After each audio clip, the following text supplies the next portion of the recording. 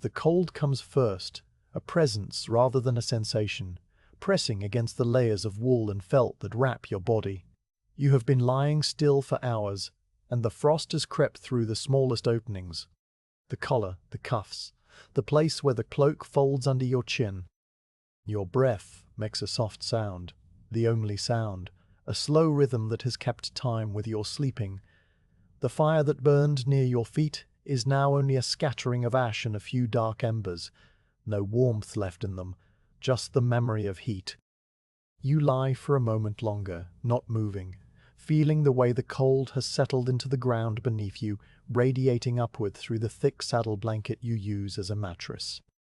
The horse is somewhere close.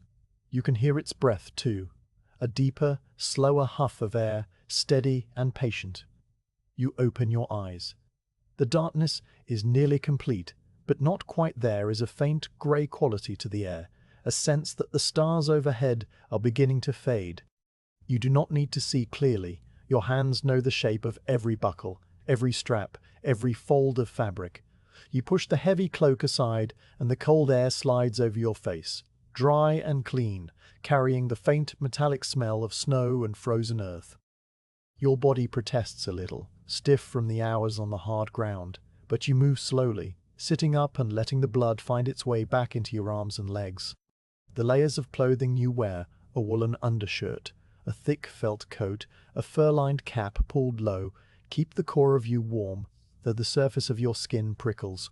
Beside you, the bow case lies half buried in the snow that drifted against your camp during the night. You reach for it, brushing away the powdery white, and your fingers touch the stiff leather, cold as iron. The case is sealed, protecting the bowstring from moisture. That is a good habit, one you never break. You trace the smooth curve of the case once, a gesture of reassurance, then set it aside to attend to your boots. The boots are stiff too, the leather frozen into the shape of your feet. You pull them on slowly, working the laces with deliberate care, because haste brings no reward here. When you stand, the snow crunches under, you a dry, compressed sound that travels a short distance and then vanishes, swallowed by the vast, open silence of the steppe. The horse is a short walk away, standing where you picketed it, a dark shape against the endless white. You see the cloud of its breath, a warm plume that rises and dissolves. You approach without hurry, speaking a low word, not a command, just a greeting, a sound to let the animal know you are near. The horse shifts its weight, one hoof lifting and setting back down, and turns its head slightly. You reach up and rub the flat space between its eyes, feeling the coarse hair and the warmth beneath. The nose is cold and wet, but the body radiates a steady heat that is comforting. You check the picket line, a braided leather cord tied to a wooden stake driven deep into the frozen ground. It holds firm, undisturbed by any nighttime wandering. The horse has not strayed because there is nowhere to stray. To the whole world is one wide frozen floor, and the horse, like you, understands that patience is the only way. You turn back to the camp, such as it is, a small depression behind a low rise that breaks the worst of the wind. Everything you own is here, compact and light. A small iron pot, a leather water bag now frozen solid, a pouch of dried meat and curd, a spare bowstring wrapped in oiled cloth, a felt sack with a little grain for the horse. There is no tent. In this season, the snow itself is enough shelter if you know how to choose your spot. You kneel and begin to gather these things, placing each item in its proper place with the same attention you might give to setting stones in a pattern. The water bag goes into a saddlebag on the right, the food pouch on the left, its drawstring pulled tight and double knotted. The iron pot you wipe clean with a handful of snow and tuck into a larger leather sack, where it clinks softly against a wooden cup. The sky is still mostly dark, but the grey at the horizon has widened a little, a thin ribbon of palest silver that separates the black land from the black sky. You pause to look at it, drawing in a long breath that stings your nose. The air is so cold that the inside of your nostrils feels dry and crisp, and each inhalation brings a faint scent of clean ice like the smell of a frozen river. The steppe stretches away in every direction, featureless except for the gentle folds where the snow has drifted into sculpted waves. There are no trees, no brush taller than your knee, no rocks large enough to cast a shadow. It is a landscape reduced to two elements, the flat white ground and the immense grey dome above. You have seen it 100 times, 1,000 times, and it always feels the same, a quiet that fills your ears until you can hear your own heartbeat. The saddle sits where you left it, covered by a piece of felt to keep the seat dry. You lift the felt, shake the frost from it, and drape it over the horse's back first, smoothing the fabric so there are no wrinkles to rub. The horse stands perfectly still. It knows this ritual as well as you do. Next comes the saddle itself, a wooden frame covered with leather, worn smooth by years of travel. You lift it with both hands and settle it gently behind the horse's shoulders, letting it find its natural seat. The girth strap hangs down on the far side, and you walk around slowly, your boots making that same dry crunch with each step, to pull it under the belly and cinch it tight.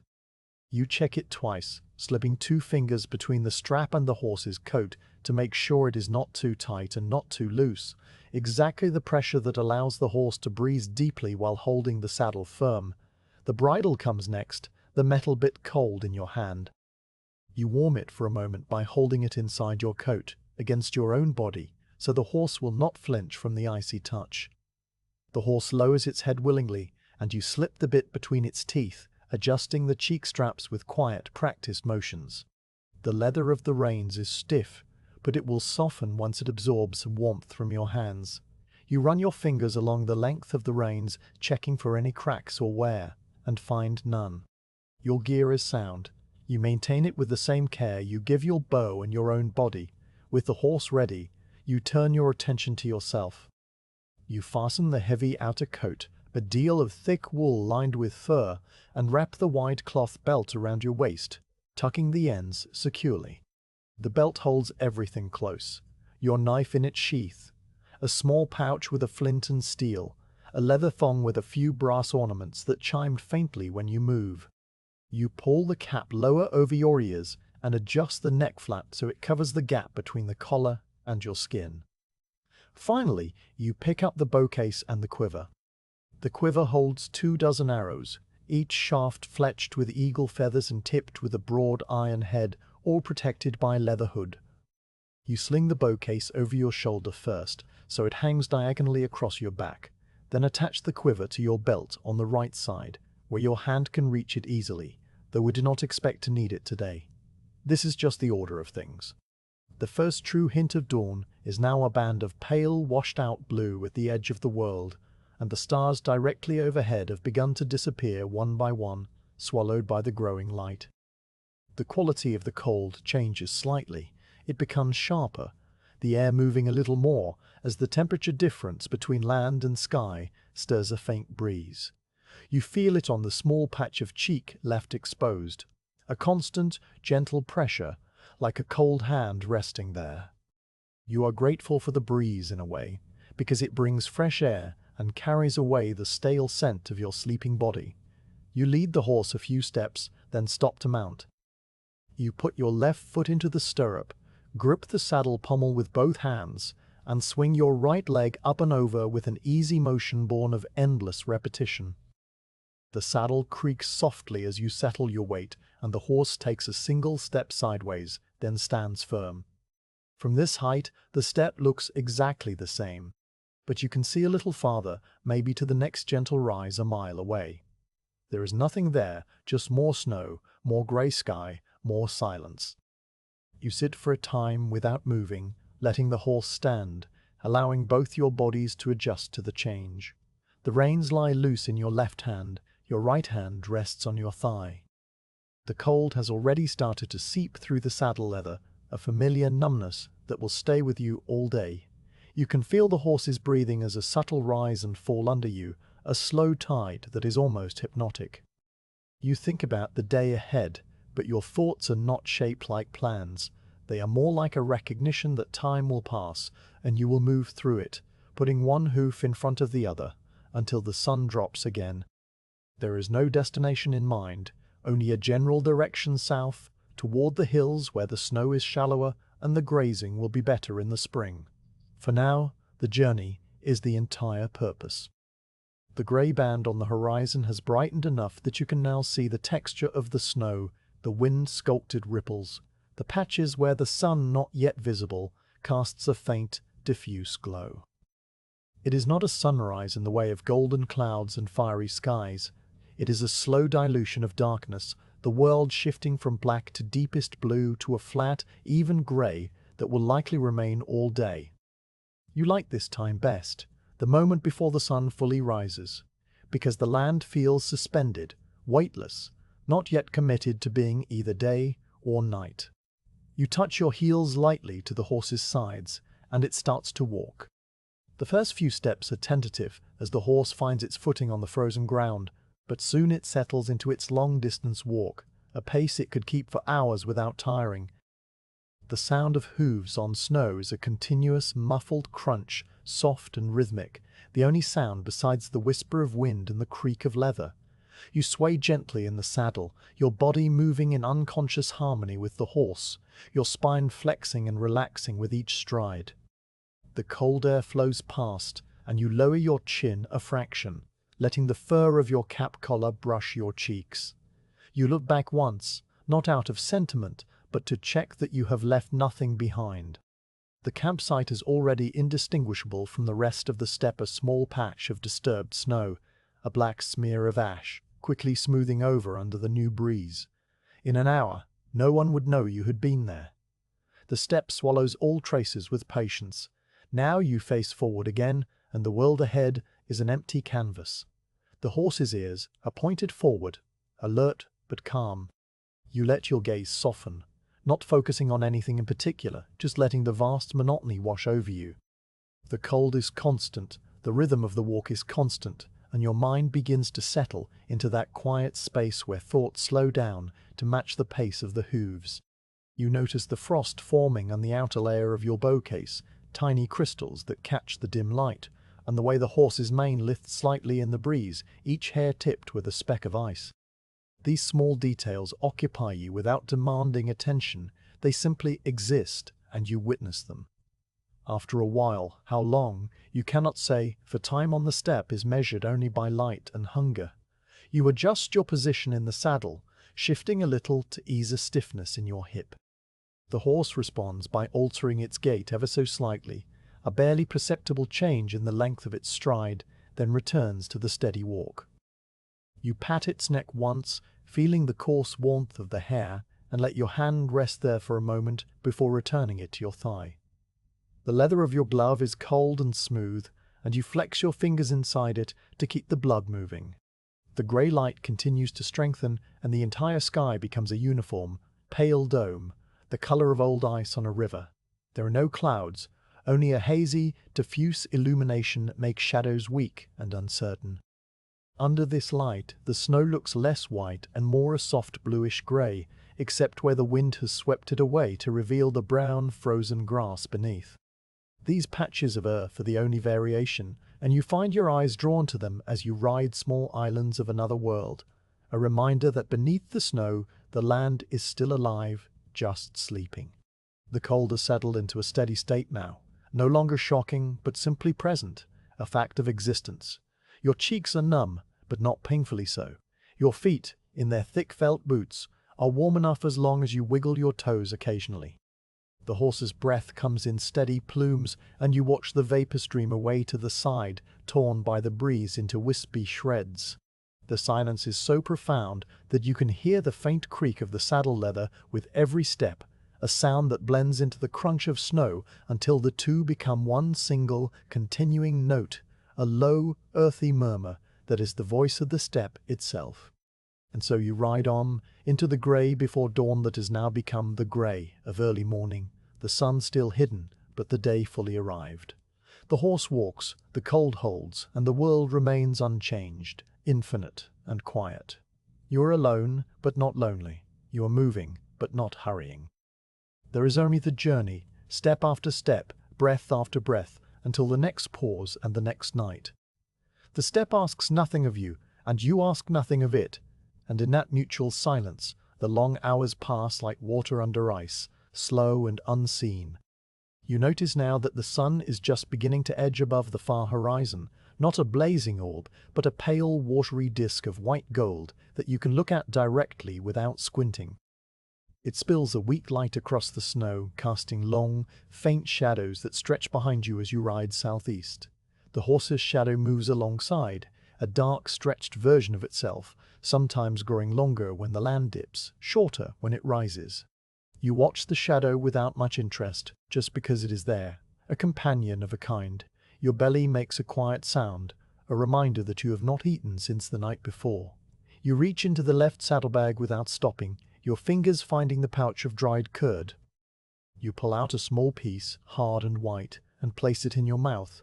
It is tasteless at first, just a cold, gritty lump, but as it warms, it releases a faint sourness that you recognize as nourishment.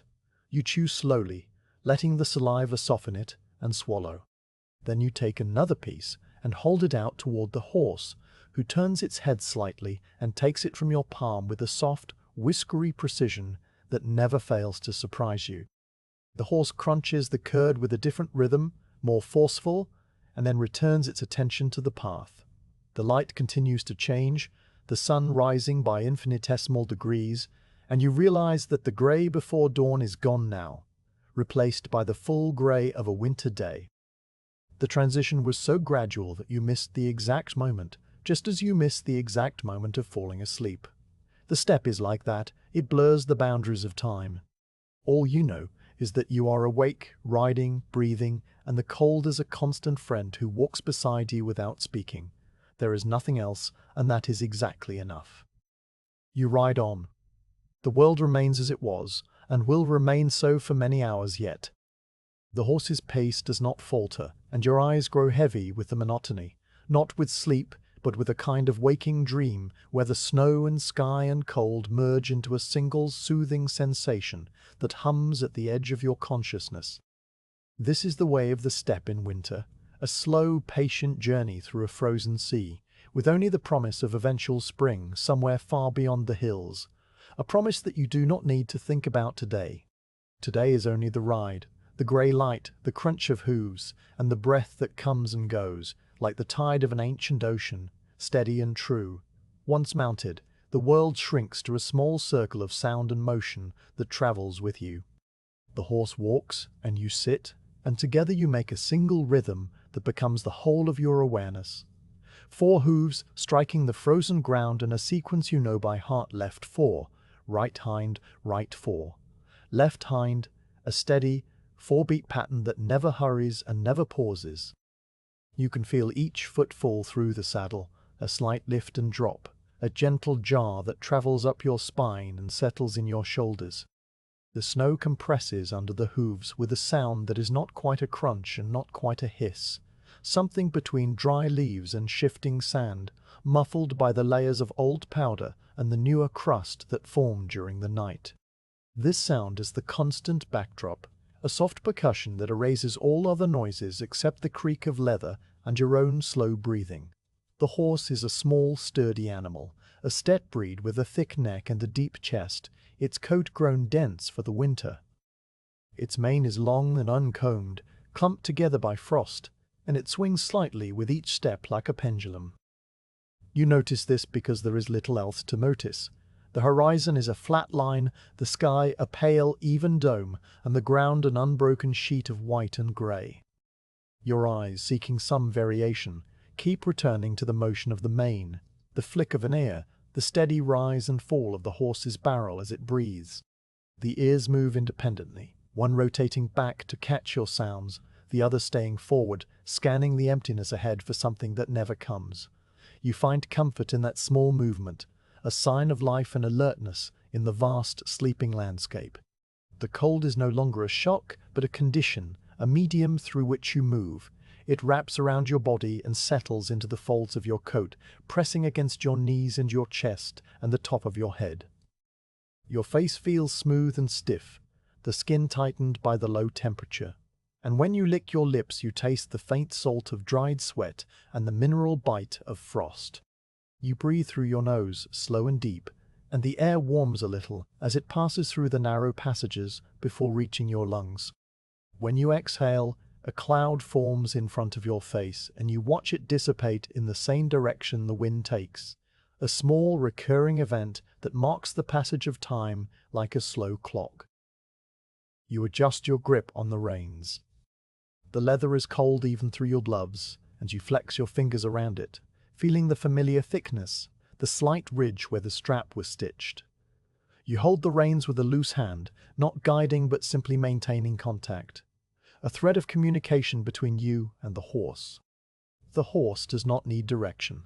It knows the way, or rather, it knows that there is no way except forward, following the gentle fall of the land toward lower ground.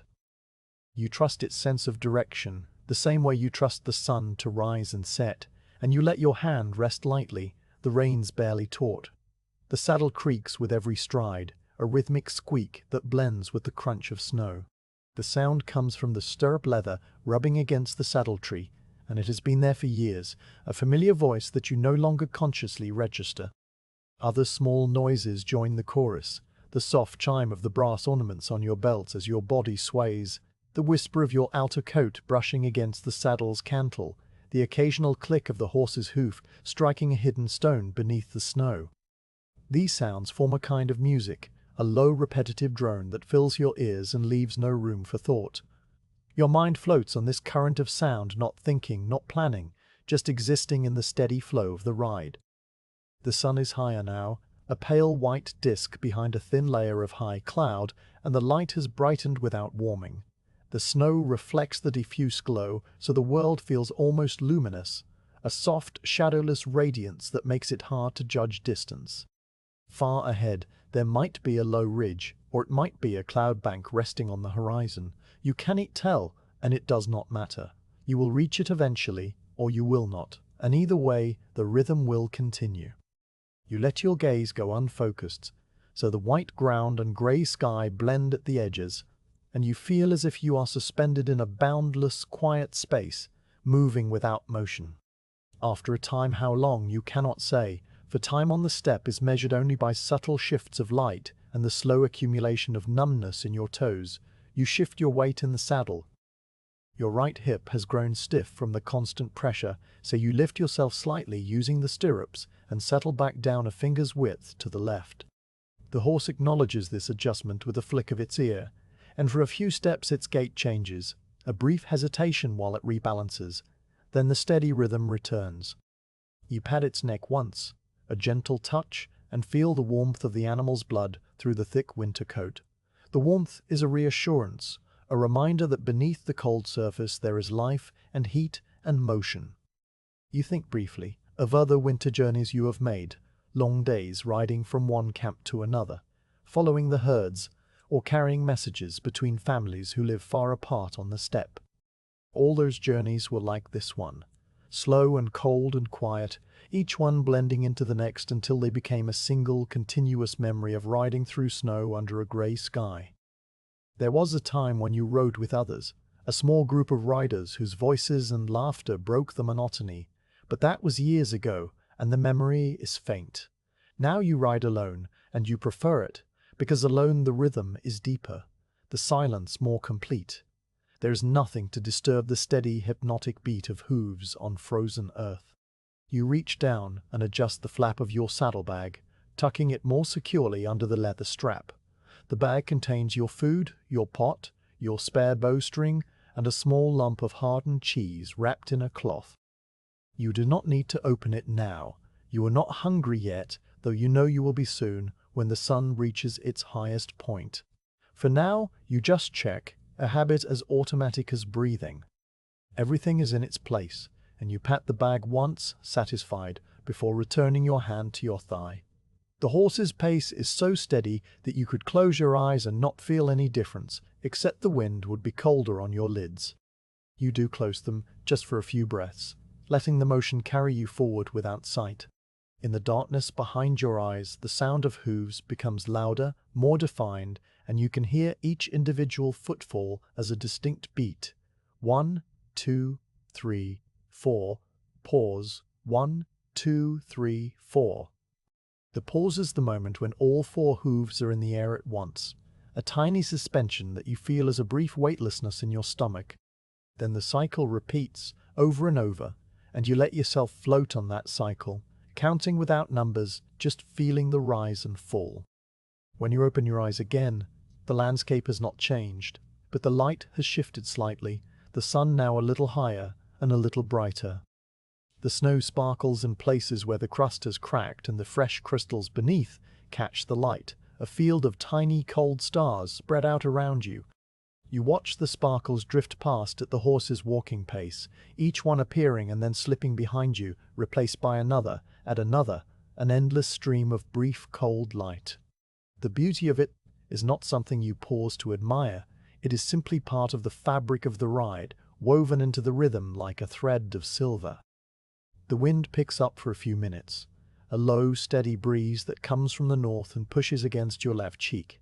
You turn your head slightly into it, feeling the cold bite more sharply, and raise the collar of your coat a little higher.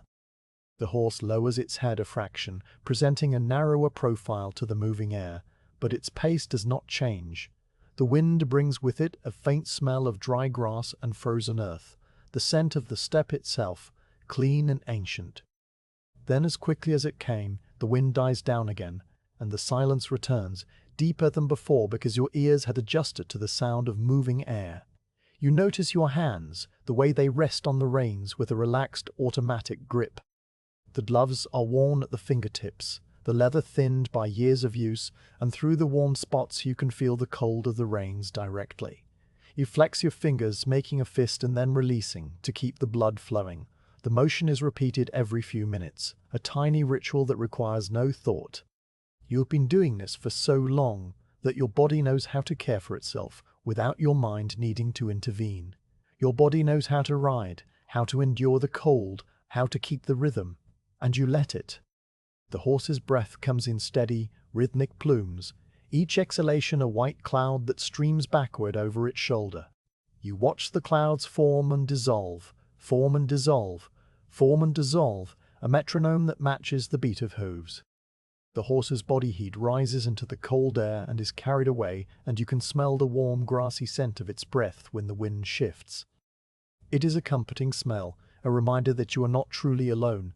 You are a pair, a partnership, moving together through the frozen world. You begin to hum a low tone, not a song, just a single note that vibrates in your throat and matches the pace of the walk.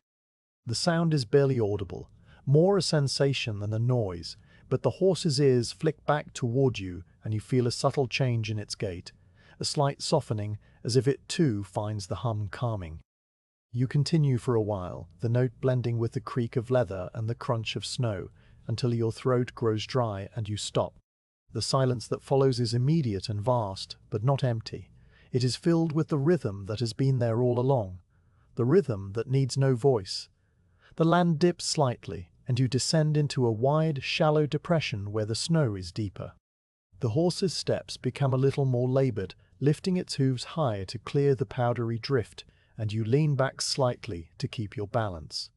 The crunch of snow changes tone here, becoming softer, more muffled, almost a whisper. Then the ground rises again, just as gently, and you are back on the wind-scoured flats, where the snow is thin and the frozen grass pokes through in brown tufts. The transition is so smooth you hardly notice it. The rhythm absorbs the change and continues without a break. You think about the bow case on your back, the way it presses against your spine with each sway. The weight is familiar, as much a part of you as the coat or the boots. You have not needed to draw the bow for many days, and you do not expect to need it today, but its presence is a constant, a quiet reassurance. You remember the way the bow feels in your hand when you draw it, the smooth pull of the horn and sinew, the vibration of the string when it snaps forward. But the memory is distant, a thing of another season, and it fades quickly, replaced by the immediate sensation of the ride. The horse's ears swivel again, catching a sound you cannot hear, a distant crack of ice perhaps, or the call of a bird far away. You listen, but there is nothing, only the rhythm. You trust the horse's senses, but you do not react. If there were danger, the horse would tell you with a different movement, a tensing of the muscles, a quicker step. But the muscles stay relaxed, the step stays slow, and you let your attention drift back to the steady beat of hooves. The sun climbs higher, and the shadows, which were long and stretched behind you, begin to shorten. The light becomes a little warmer in color, a pale yellow instead of a stark white, and you feel the first faint heat on the back of your neck where the sun touches you. It is not enough to warm you, just a hint, a suggestion that the sun still burns somewhere far above the clouds. You turn your face toward it, letting the light fall on your closed eyelids, and you see the red-orange glow through the thin skin. It is a small pleasure, one you allow yourself for a few minutes before the angle changes and the light slides away. The horse drops its head and snorts, blowing out a cloud of dust and frost from its nostrils. You feel the vibration of the snort through the saddle, and you respond by slackening the reins a little, giving the animal more freedom. It stretches its neck down for a few steps, sniffing at the snow, then lifts its head again and continues its steady walk. You wonder if it caught a scent, a patch of grass beneath the snow, or the trail of some animal that passed hours ago. It does not pause to investigate. The walk continues, and the moment passes. You are aware of your own breathing now, a slow, deep rhythm that matches the horse's steps. Inhale for 4 steps, hold for 1, exhale for 4, hold for 1. The pattern forms without conscious effort, a natural synchronization that happens when you ride for long hours. Your chest expands and contracts, the cold air filling your lungs and leaving them, and you feel a deep calm settling over you, a stillness that goes beyond the body. There is no tension anywhere, no worry, no expectation. There is only this moment, this step, this breath, and the next moment will be the same. The landscape offers no distraction. The snow stretches away to every horizon, flat and white and unchanging, except for the occasional dark patch of bare earth where the wind has been at work. These patches are small and scattered, and you watch them drift by one, each one a brief variation in the white monotone. Sometimes a tuft of dead grass, stiff and golden brown, pokes through the snow and quivers in the breeze, and your eye lingers on it until it passes out of sight. Then the white returns and the rhythm continues. You realize that you have been riding for a long time now, several hours maybe, though you have no way to measure it precisely. The sun's position tells you it is approaching midday, or what passes for midday in this grey winter sky.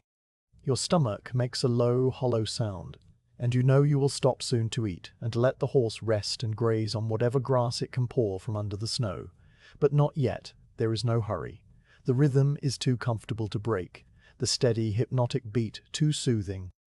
So you ride on, letting the minutes slide past, each one identical to the last, a string of identical beads on an infinite thread. The horse's gait is so smooth now that you feel almost weightless, a passenger on a moving platform that glides over the snow. You let your body go loose, your spine curving and straightening with the horse's back, your head nodding slightly with each step. Your eyes are half closed, not from sleepiness, but from a deep relaxation, a state of waking rest that is as refreshing as sleep itself. The sounds of the ride, the crunch, the creak, the chime blend into a single, continuous hum that fills your ears and soothes your mind. You are not thinking of anything at all. You are just riding, just breathing, just being carried forward by the steady, patient animal beneath you. The cold has become so familiar that you no longer notice it, except when the wind picks up or when you touch a metal surface with bare skin. It is simply the temperature of the world, the background against which everything happens. Your body generates its own small envelope of warmth, trapped in the layers of wool and fur and leather, and as long as you keep moving, that envelope holds. The horse's body heat rises around your legs, and you feel it as a gentle, diffuse warmth that seeps through the saddle and into your thighs. It is a small comfort, but a constant one. You pass a patch of snow that is marked with the tracks of a small animal, a fox or a hare, the prints filling with drifted powder. You notice them without stopping, your eyes tracing the line of prints as they curve away to the east and disappear over a low rise. You wonder idly where the animal is now, curled in a den somewhere, sleeping away the cold, just as you will sleep tonight, wrapped in your coat under the stars. The thought is fleeting, and it fades as quickly as it came, leaving no trace behind. The rhythm of hooves is the only thing that remains, the steady, relentless, comforting beat that has carried you through the morning and will carry you through the afternoon and into the evening. You let it fill you completely, let it become the whole of your experience until there is no separation between you and the horse and the ride. You are the rhythm, and the rhythm is the steppe itself, slow and ancient and utterly, profoundly quiet. The wind begins without warning, though by now you know that warnings are rare on the steppe. One moment the air is still, a quiet blanket draped over the snow, and the next there is a low push against your left side, a steady pressure that leans into you like a cold hand. It does not gust or howl or rise to any kind of fury. It simply arrives and stays, a constant, patient companion that will travel with you for the rest of the day. You feel it first on your cheek, the one that is turned slightly away from the horse's neck, and the skin there tightens immediately, the cold deepening from a surface chill to something that sinks into the bone.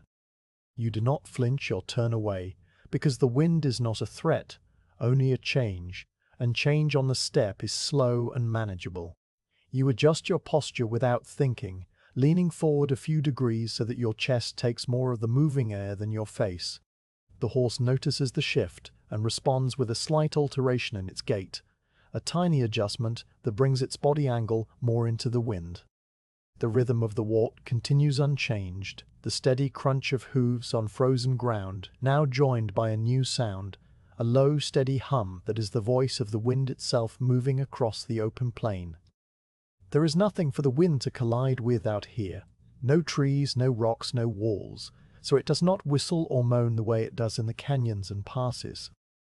Instead, it makes a soft, rushing sound, like a distant waterfall or the breath of a sleeping giant, constant and even and strangely soothing. You raise the collar of your coat, a thick fold of felt lined with fur that covers your neck and the lower part of your face. The motion is slow and practiced. You do it with one hand, the other still holding the reins loosely. The collar settles into place and blocks the wind from reaching your throat, and you feel an immediate small warmth, a pocket of trapped air that your own breath keeps heated. Your breath now fogs against the inside of the fur, condensing into tiny ice crystals that cling to the hairs, and you can taste the faint animal scent of the pelt. It is a clean smell, earthy and old, and it reminds you of the jur, the felt tent where the same furs line the walls and the beds. The wind pushes against your back now, since you have turned slightly to shield your face. It presses your coat against your spine and makes the loose folds of the garment snap lightly, a soft flapping sound that keeps time with the gusts. There are no real gusts, just a steady flow that occasionally strengthens for a few seconds and then returns to its baseline.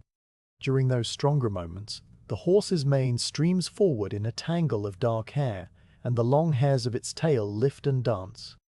You watch the tail, the way the strands separate and curl in the moving air, and you find your eyes following the patterns they make, aimless spirals and waves that never repeat exactly. You think to check the bow case on your back, the one thing that the wind might trouble. You reach over your shoulder with your right hand and feel the stiff leather, the cold buckle, the flap that covers the opening. It is secure, tied down with a leather thong that you double-knotted this morning. The wind cannot get inside, cannot reach the string and dry it out, or cause it to stretch. You give the case a small pat, a gesture of confirmation, and then return your hand to the reins.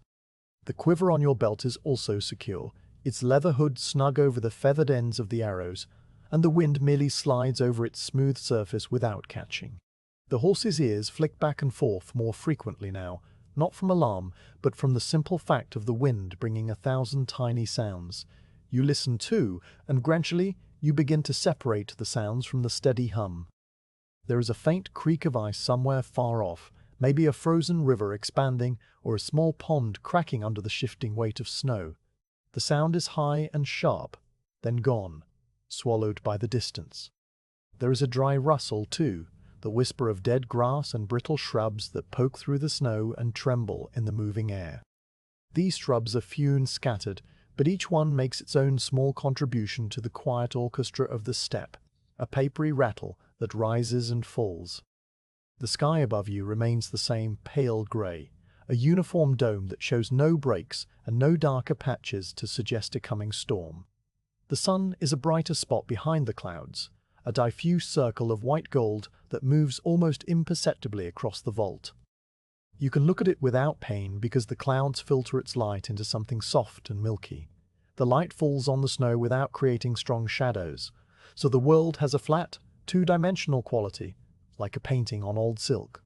The wind does not change the light, only the way you experience it, because the moving air makes your eyes water slightly and blurs the already indistinct horizon.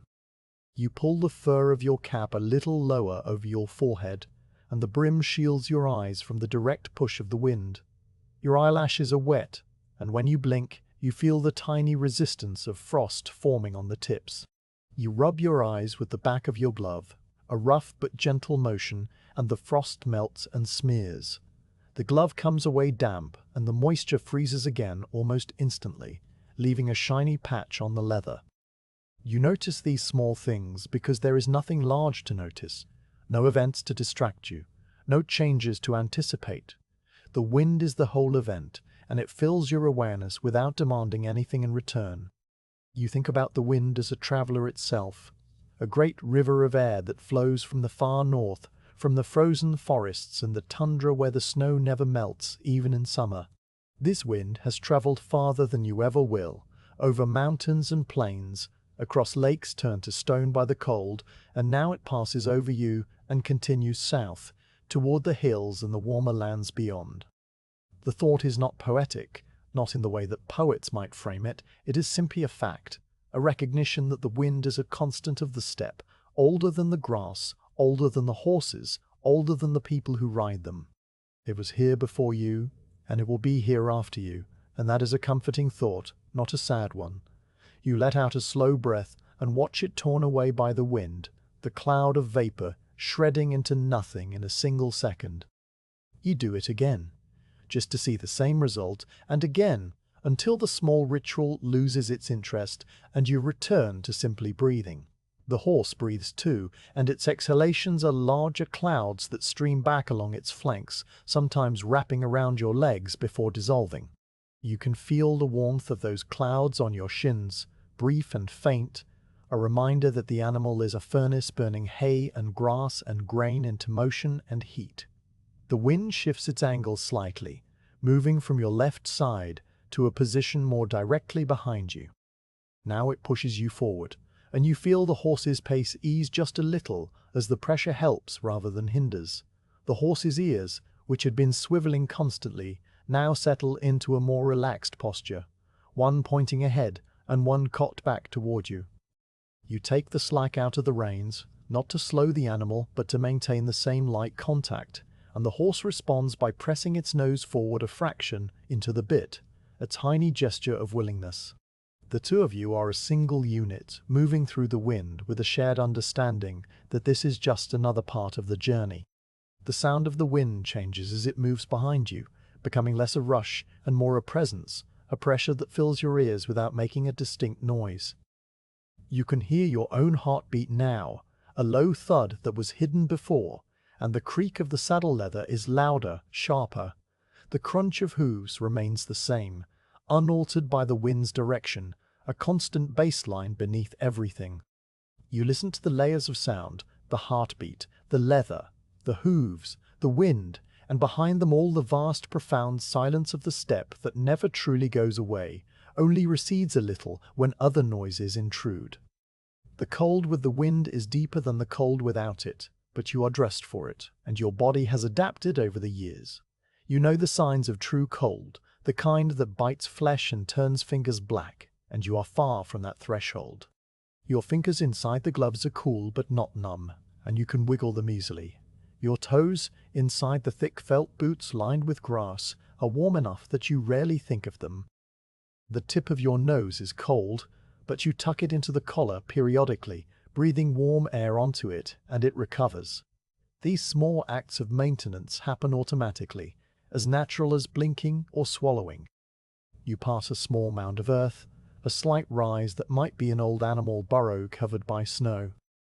The wind has sculpted the snow around it into a long, smooth drift that tapers away to the south, and you notice the shape, the way it resembles a wave frozen in motion. The horse notices it too, and veers slightly to avoid the deeper part of the drift, choosing a path where the snow is thinner and the footing more sure. You let the horse make these choices.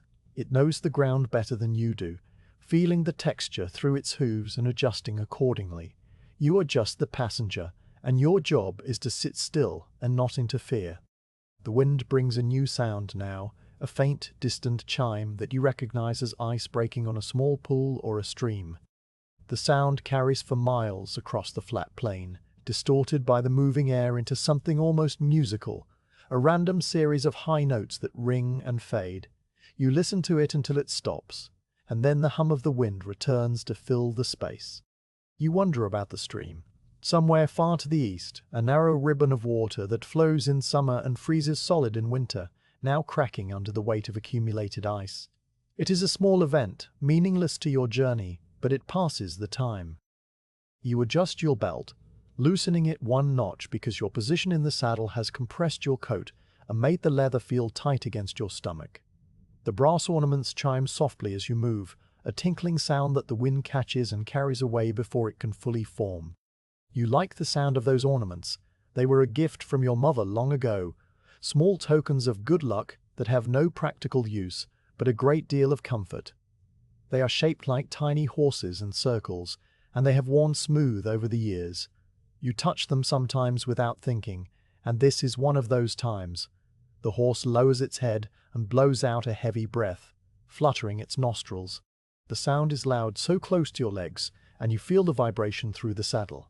It does this periodically, clearing its nasal passages of frost, and each time it snorts afterward, a quick, sharp exhalation that startles nothing but the silence.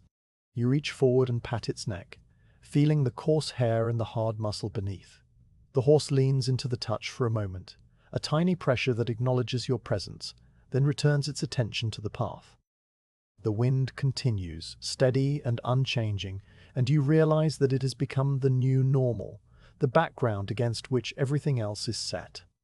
You no longer notice it unless you deliberately think about it, and even then it feels less like a separate force and more like a quality of the air itself. The air is simply moving, the way the steppe is simply flat, the way the sky is simply grey. These are the conditions of your world, and you accept them without question. The sun has moved noticeably now, sliding a hand's width across the grey dome, and the light has taken on a slightly warmer tone, even though the wind keeps the air just as cold. It is a paradox you have noticed before. The sun can shine brightly on a frozen world and change nothing, a lamp behind glass that illuminates without heating. You lift your face toward it and let the light fall on your closed eyes, seeing the red glow through your lids, feeling the faintest kiss of warmth that vanishes as soon as the wind touches it. You hold the pose for a minute, then drop your chin again. The horse's pace has not faltered, not even once since the wind began. It walks with the same patient, ground-covering stride, its head bobbing gently, its hooves finding the firmest ground without visible effort. You marvel sometimes at the endurance of these animals, the way they can travel for days on nothing but dead grass and a handful of grain. But the marvel is old and worn, a thought you have had so many times it has lost its edges. Now you simply accept it, the same way you accept the wind and the cold and the endless white.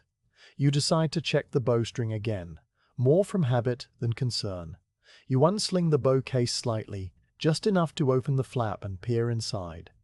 The string is coiled there, wrapped in oiled cloth, dry and safe.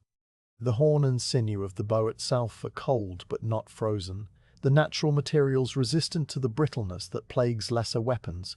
You close the flap and retie the thong, then resettle the case on your back. The whole process takes a few minutes, and it fills that time with small, precise motions that your hands perform without supervision. The wind shifts once more, this time swinging around to the right, and for a while it blows across your other cheek. The symmetry is pleasing. Both sides of your face will be equally cold now. You turn your head slightly to present the left cheek, which had been shielded, and let the wind work on it until the sensation evens out.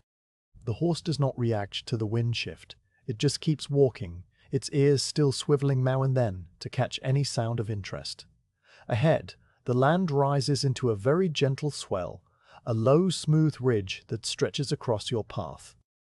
The climb is so gradual that you do not notice it until you realize that the horse is leaning slightly into the slope. The wind seems stronger on the rise because there is nothing to block it, and it pushes against you with renewed insistence. You lean forward a little more, reducing your profile, and the horse's breathing deepens as it works just slightly harder. The sound of hooves does not change, but the crunch seems louder, the snow shallower on this exposed ground. When you reach the top of the swell, the world opens out again, but there is nothing new to see. The same flat white, the same grey sky, the same unbroken horizon. The wind at the crest is a steady, powerful flow that tugs at your clothes and makes the horse's tail stream straight out. You pause there for a moment, letting the horse breathe, taking in the view that is no view. Then you start down the other side, and the wind lessens slightly, blocked by the ridge behind you. The descent is as gentle as the ascent, and soon you are back on the flat, with the wind returning to its steady background presence. The episode is over, and the journey continues exactly as before, with no mark of the passage except the cold on your cheeks and the small memory of the rise now behind you. The wind will blow all day, and you will ride through it, and tonight you will sleep with its sound in your ears, a lullaby older than any song. The steppe has a language of its own, written in the gentle folds of the land and the way the snow settles into them. You've been riding long enough to read that language as easily as you read the sky or the breath of your horse. Now, as the morning wears on and the wind drops back to a whisper, you begin to notice the subtle changes in the ground beneath you. The flat, featureless plain that carried you through the early hours is giving way to something more varied, though still quiet and low.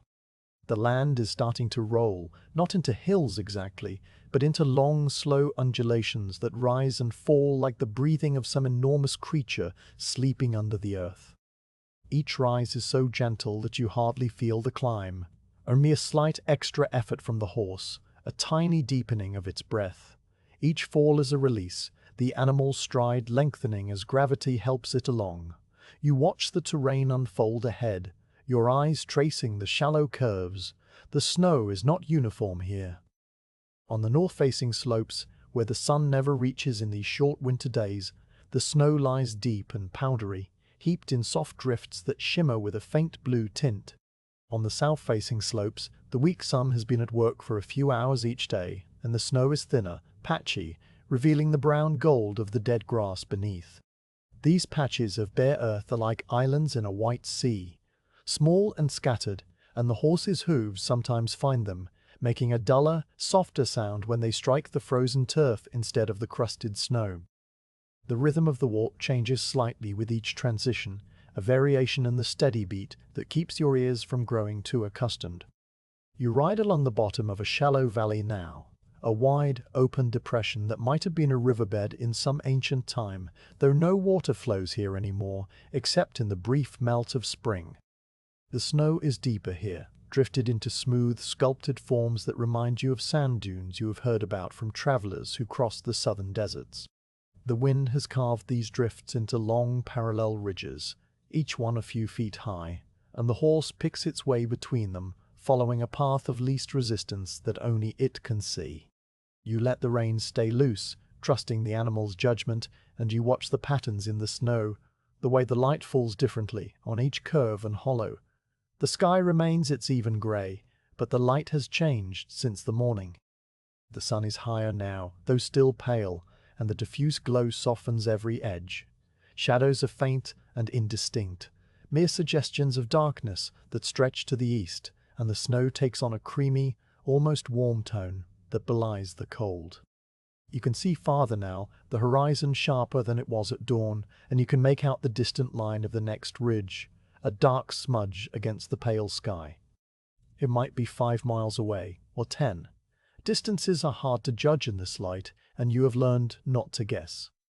The ridge will arrive when it arrives, and until then, you will ride. The horse's pace does not change, but its ears are busy, swiveling forward and back, tracking sounds you cannot hear. You wonder what it listens to, what tiny rustles or distant cracks reach those sensitive ears. Perhaps a small animal moving under the snow, a vole or a mouse tunneling through the grass, or a bird calling far away. You listen too, straining your own dull human hearing, but you catch only the familiar sounds of the ride, the crunch of hooves, the creak of leather, the soft chime of your belt ornaments. The wind has faded to a mere breath, and the silence of the steppe is returning, a deep, ringing quiet that fills your ears like water. You come to a place where the ground has been swept bare by the wind, a broad patch of frozen earth where the snow has been lifted away entirely. The horse's hooves ring on the hard ground, a sharper, almost metallic sound, and you feel the change through the saddle, a firmer, less cushioned motion. The frozen grass crunches under the weight, breaking into tiny fragments that glitter like mica. You look down and see the texture of the earth, a mat of roots and stems pressed flat by the winter, and you notice the small cracks that run through the soil, a network of fine lines where the moisture has frozen and expanded. The ground here is ancient, you think, a layer of soil that has been building for millennia, year after year of grass growing and dying, and you are passing over it as lightly as a shadow. You dismount for a while, not because you need to rest, but because the horse must pick its way down a shallow slope where the snow hides loose stones. You swing your leg over the saddle and drop to the ground, your boots sinking into the snow with a soft crunch. The horse stands still, waiting, its breath clouding the air in heavy plumes. You take the reins and lead it forward, walking at its shoulder, and your own breath joins the clouds, rising and merging. The slope is not steep, just a gentle decline where a frozen stream bed has eroded the bank, but you prefer to be cautious. The snow here is crusted on top and soft beneath, and your boots break through the crust with each step, leaving deep, ragged holes. The horse follows in your footsteps, placing its hooves exactly where you have broken the crust, and you feel the trust between you, the silent agreement that you will lead and it will follow. At the bottom of the slope, you find the stream bed itself, a narrow, winding channel filled with ice. The ice is clear in places, black and deep, and you can see the stones at the bottom, smooth and round, frozen in place. In other places, the ice is white and opaque, filled with trapped bubbles that catch the light. The stream is frozen solid now, but in the spring it will run again, a thin ribbon of meltwater that cuts through the steppe and feeds the new grass. You stand for a moment on the bank, looking at the ice, and the horse lowers its head and sniffs at the frozen surface, perhaps smelling the water beneath. Then you lead it across, stepping carefully on the rough ice where the texture provides grip, and the horse follows without hesitation, its hooves making a hollow, echoing sound. On the other side, the ground rises again, another gentle swell that will take you back to the open plain. You stop to mount, putting your foot in the stirrup and swinging up with a practiced motion.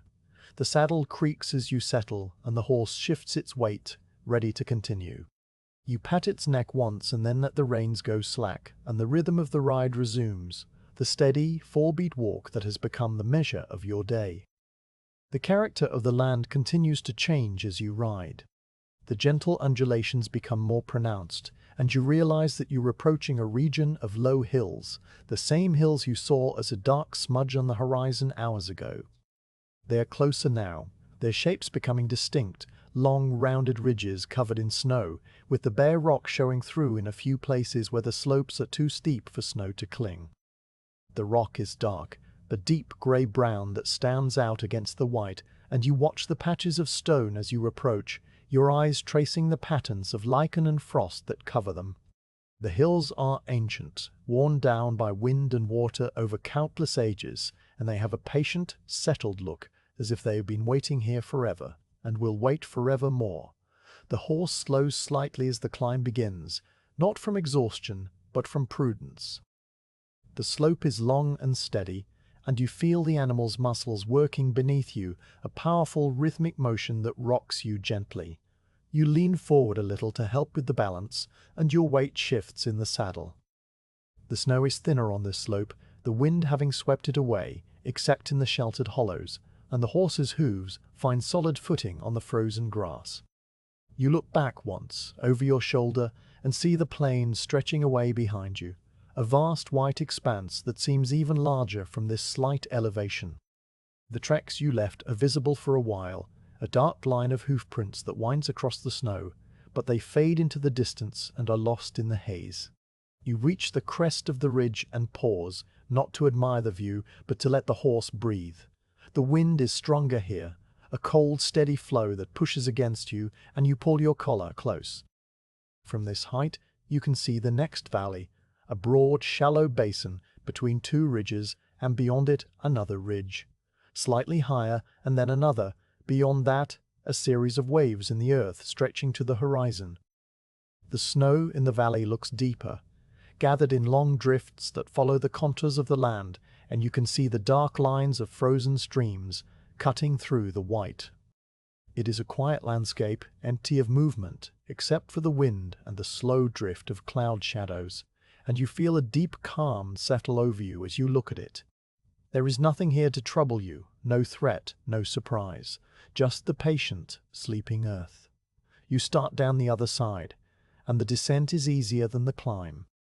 The horse picks its way with care, its hooves sliding occasionally on a patch of ice hidden under the snow, but it recovers quickly, never losing its balance.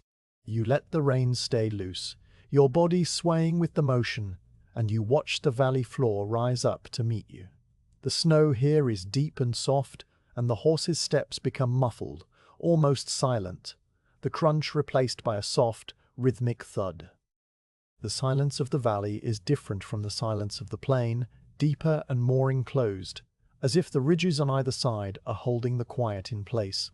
You can hear your own breathing more clearly here, and the creak of the saddle and the distant whisper of the wind across the ridge tops. You ride along the valley floor for a while, following a natural path that winds between the drifts. The horse seems to know the way, or perhaps it is simply choosing the easiest route, avoiding the deepest snow and the patches of ice.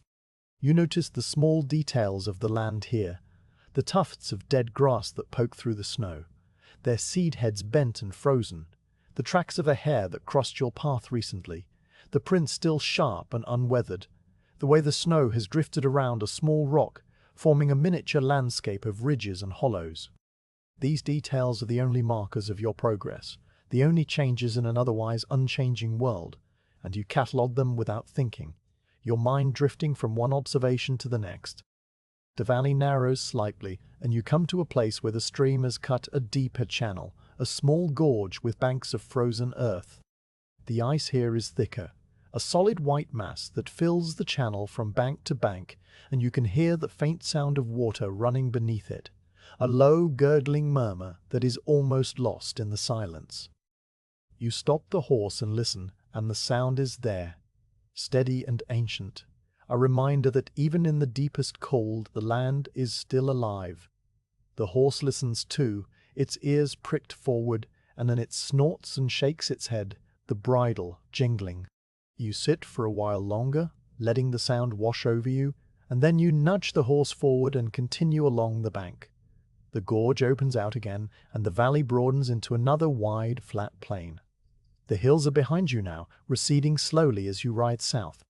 You look back once more, and the ridges are already fading into the grey haze, their outlines softening, becoming once again the dark smudge you saw this morning.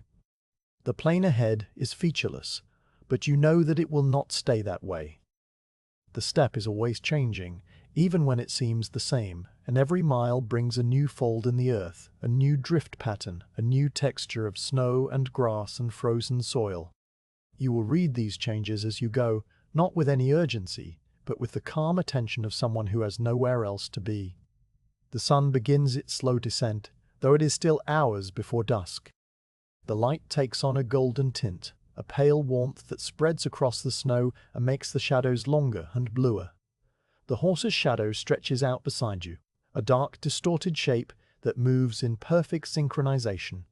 You watch the shadow for a while, the way it glides over the uneven ground, stretching and shrinking as the land rises and falls. It is a companion of sorts, silent and faithful, and you find its presence comforting. You think about the ground beneath you, the layers of earth and rock that stretch down into the darkness. You have never dug deep into the steppe, but you have seen the ravines where the streams have cut through, revealing the strata of soil and stone. There is a whole history down there, buried in the layers, the bones of ancient animals and the traces of people who passed this way long before you. You are just one more traveler, one more set of hoof prints on the surface, and the snow will cover your tracks tonight, and the spring melt will wash them away, and by summer there will be no sign that you ever rode this way. The thought does not sadden you. It is simply the way of the steppe, the slow, patient erasure that keeps the land clean and new. You ride on, the horse's pace as steady as ever, and the land continues to unfold around you with a quiet grace that asks for nothing but your presence. You give it freely, and in return the steppe gives you its silence, its cold, its endless gentle variation. You are a part of the landscape now, a small moving point in the vast white, and you feel yourself blending into it, your thoughts slowing to match the rhythm of the land, your body settling into the saddle as if you had been riding forever, and will ride forevermore. The lay of the land is a story without words, and you are reading it one step at a time. The sun reaches the highest point of its short winter arc, a pale coin suspended in the grey dome, and the light falls straight down without casting much shadow. You notice this not because you watch the sun directly, but because the horse's shadow has shrunk to a small dark pool beneath its belly, and your own shadow is a squat, hunched shape on the snow beside you. The morning has passed without your noticing exactly when, each moment flowing into the next with the steady rhythm of hooves, and now your body tells you it is time to pause. Your stomach makes a low, hollow sound, a gentle reminder that you last ate many hours ago, and the horse's pace has slowed just a little, a nearly imperceptible deceleration that only a rider who knows the animal well would feel. You decide to stop, not because you must, but because the rhythm of the day includes a halt, a small island of stillness in the long flow of movement. You begin to look for a suitable place. The land here is flat again, a wide plain that stretches to every horizon, but you have learned to read the small signs that indicate good ground. You scan the snow for a patch of darker color that might mean bare earth or thin cover, a place where the horse can paw for grass. You watch for the slight depression that marks a frozen stream bed where the ice will offer a firm, level surface to sit on. You note the angle of the breeze and look for any slight rise that might offer a windbreak. Your eyes move slowly, methodically, and after a few minutes you see a spot, a short distance to the east, where a narrow gully cuts across the plain and the snow has drifted into a low bank on its northern side. The bank will shelter you from the wind, and the gully bottom shows the dark, smooth surface of ice. You turn the horse gently with a pressure of your knee, and it adjusts its path without hesitation. The approach to the gully is gradual, and you feel the horse's hooves sink slightly into deeper snow where the drift has piled. The animal lifts its feet a little higher, breaking through the crust, and you hear the change in sound, a softer, muffled crunch that becomes a whisper. Then you are at the edge of the gully, looking down a short, gentle slope to the ice below. The ice is thick and opaque, a milky white slab that fills the bottom of the channel, and you can see small bubbles trapped inside, frozen in layers like the rings of an old tree. The snow on the banks is clean and untouched, and the only tracks are those of a small bird that crossed earlier, leaving a delicate pattern of tiny branching prints. You pull the reins lightly, and the horse stops. You sit for a moment, letting the stillness settle around you. Without the motion of the ride, the world feels different, larger, quieter, the silence pressing in like a soft weight. The horse stands patient, its breath rising in thick clouds that hang in the air before drifting away. You can feel its warmth through the saddle, a steady, diffuse heat that has been with you all morning. You take a deep breath, the cold air filling your lungs and clearing the last traces of motion-induced drowsiness, and then you swing your right leg over the saddle and drop to the ground. Your boots crunch into the snow and your legs feel the sudden solidity of the earth after hours of swaying. The sensation is familiar, a small adjustment your body makes every time you dismount, and you stand still for a few seconds, letting your muscles remember the feel of standing. You loosen the girth strap first, unbuckling it one notch so the horse can breathe more freely while it rests. The leather is cold and stiff, and your gloved fingers work slowly, prying the tongue from the hole with care. The horse sighs, a deep, heavy exhalation that flutters its nostrils, and it drops its head slightly, relaxing. You pat its shoulder, feeling the coarse hair and the solid muscle beneath, and then you lead it down the slope to the ice. The horse follows without pulling, its hooves sliding a little on the slick surface, and you steady it with a hand on the bridle. At the bottom, you stop and let the reins hang loose. The horse stands quietly, and you know it will not wander. You turn your attention to the saddlebags, unbuckling the flap on the left side to retrieve the pouch of dried curd and the small felt sack of grain. The food is cold, the curd as hard as stone, and you take a piece in your hand, feeling its weight and the rough texture where it was pressed into shape. You break off a small chunk and place it in your mouth, letting it sit on your tongue until your saliva begins to soften it. The taste is faint at first, just a slight saltiness, and then it grows into a mild, sour flavor that you associate with winter journeys and the smell of smoke from a jur. You chew slowly, working the curd into a soft paste, and you swallow only when it has become liquid. There is no hurry. The halt is a time for patience, for letting each action take as long as it needs. While you eat, you watch the horse. It has lowered its head and is sniffing at the ice, blowing soft breaths that frost the surface. You take a handful of grain from the felt sack, the small dark seeds cold and smooth in your palm, and you hold your hand out flat. The horse's whiskers brush your glove as it takes the grain with a soft nibbling motion, its lips delicate and precise. The sound of the chewing is a steady, rhythmic crunch that blends with the silence, and you stand there, hand extended, feeling the warm breath on your fingers. When the grain is gone, the horse nudges your palm once, asking for more, and you give it another handful, then another, until the sack feels lighter and you decide to save the rest for evening. You brush the grain dust from your glove and turn back to your own meal, breaking another piece of curd and chewing it just as slowly as the first. The cold has numbed the tip of your tongue slightly, but the food warms you from the inside, a small spreading heat that you can feel in your chest. You also take a piece of dried meat from the pouch, a strip of mutton that has been smoked and salted until it is dark and hard. You tear off a small bite with your teeth and work it in your mouth, the salty, smoky flavor stronger than the curd. The meat takes longer to soften, and you chew for many minutes, your jaw moving in a slow, steady rhythm that matches the horse's earlier pace.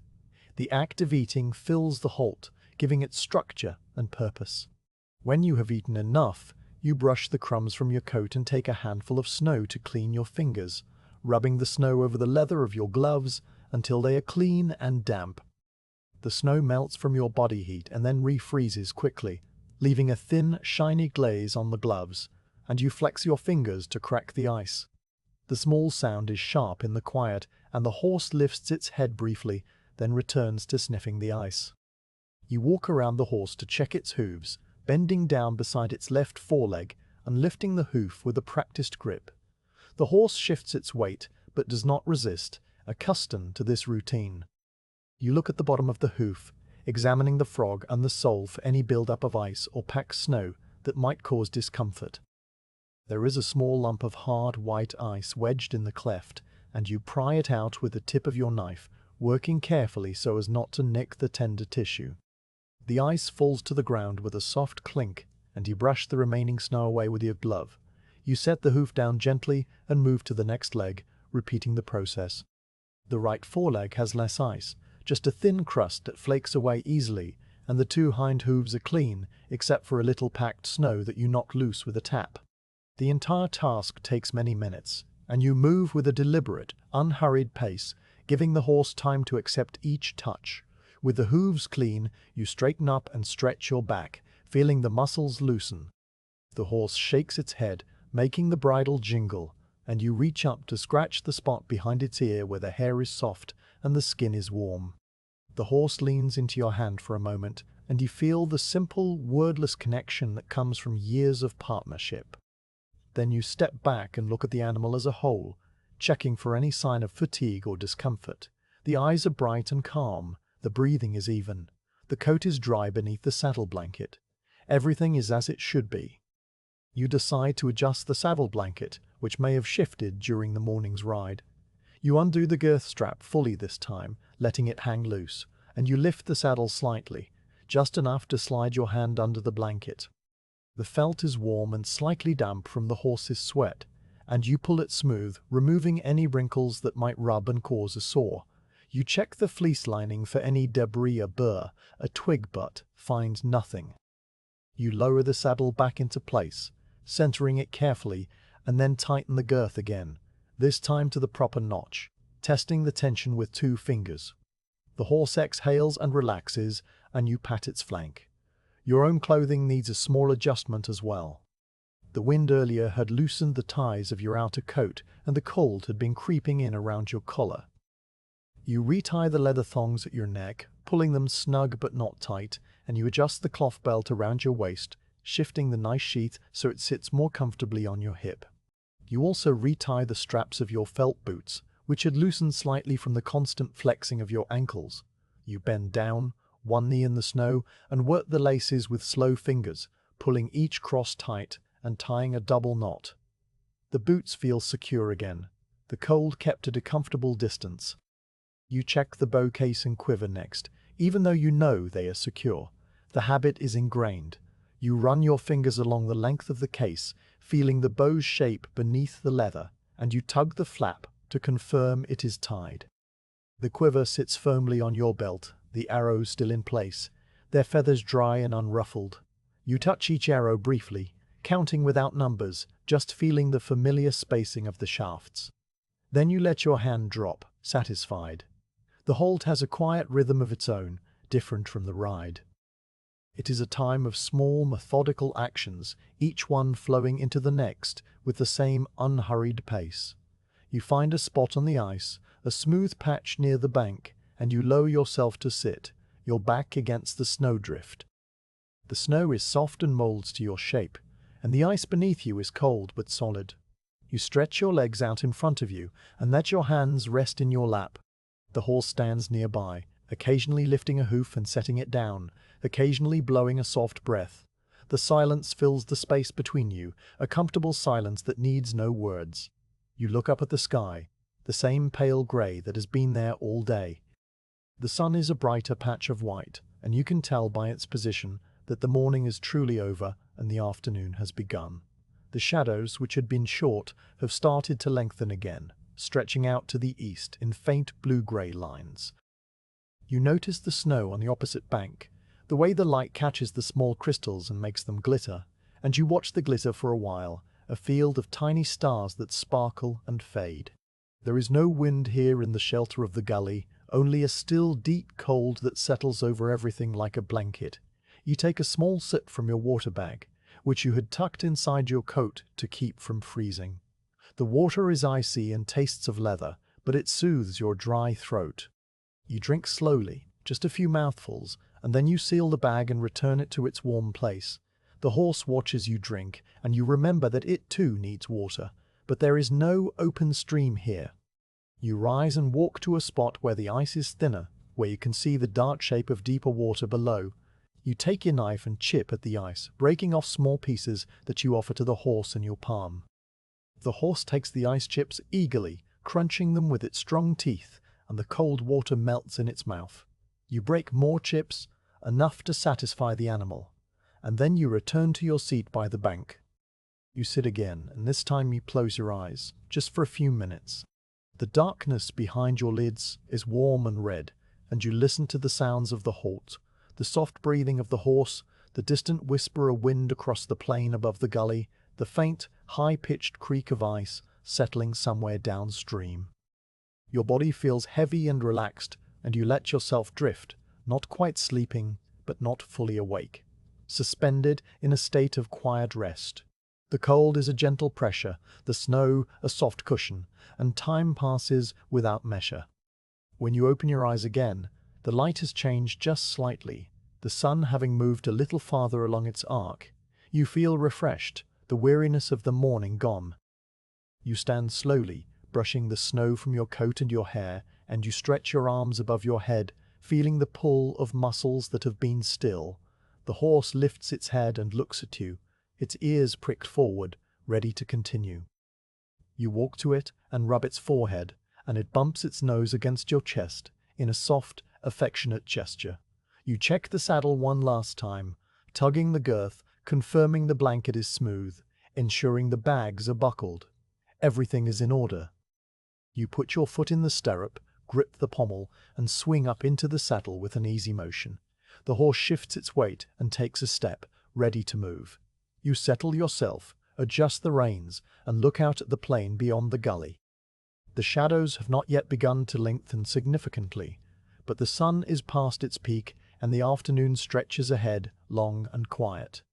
You nudge the horse gently, and it walks forward, climbing the shallow slope out of the gully and back onto the open steppe. The snow crunches underfoot again, the familiar rhythm returning, and the halt is behind you now, a small, still moment in the long day.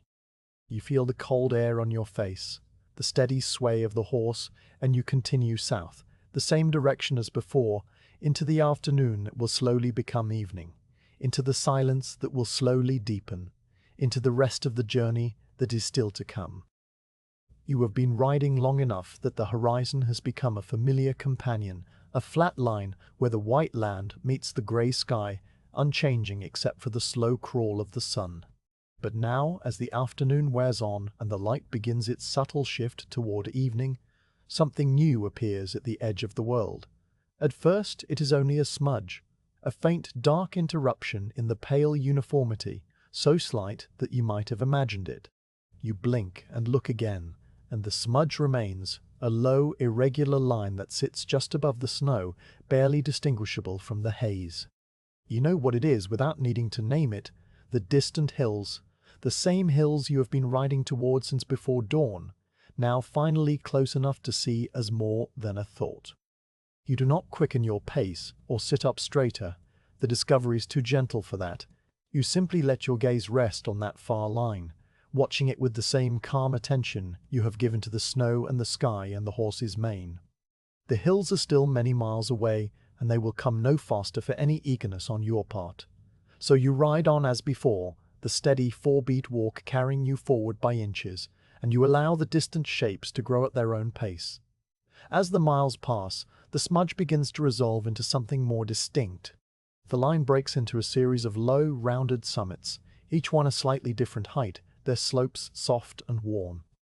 The color is not black as it first seemed, but a deep, muted brown, the shade of old leather or winter bark, and in places there are patches of darker gray where the rock shows through.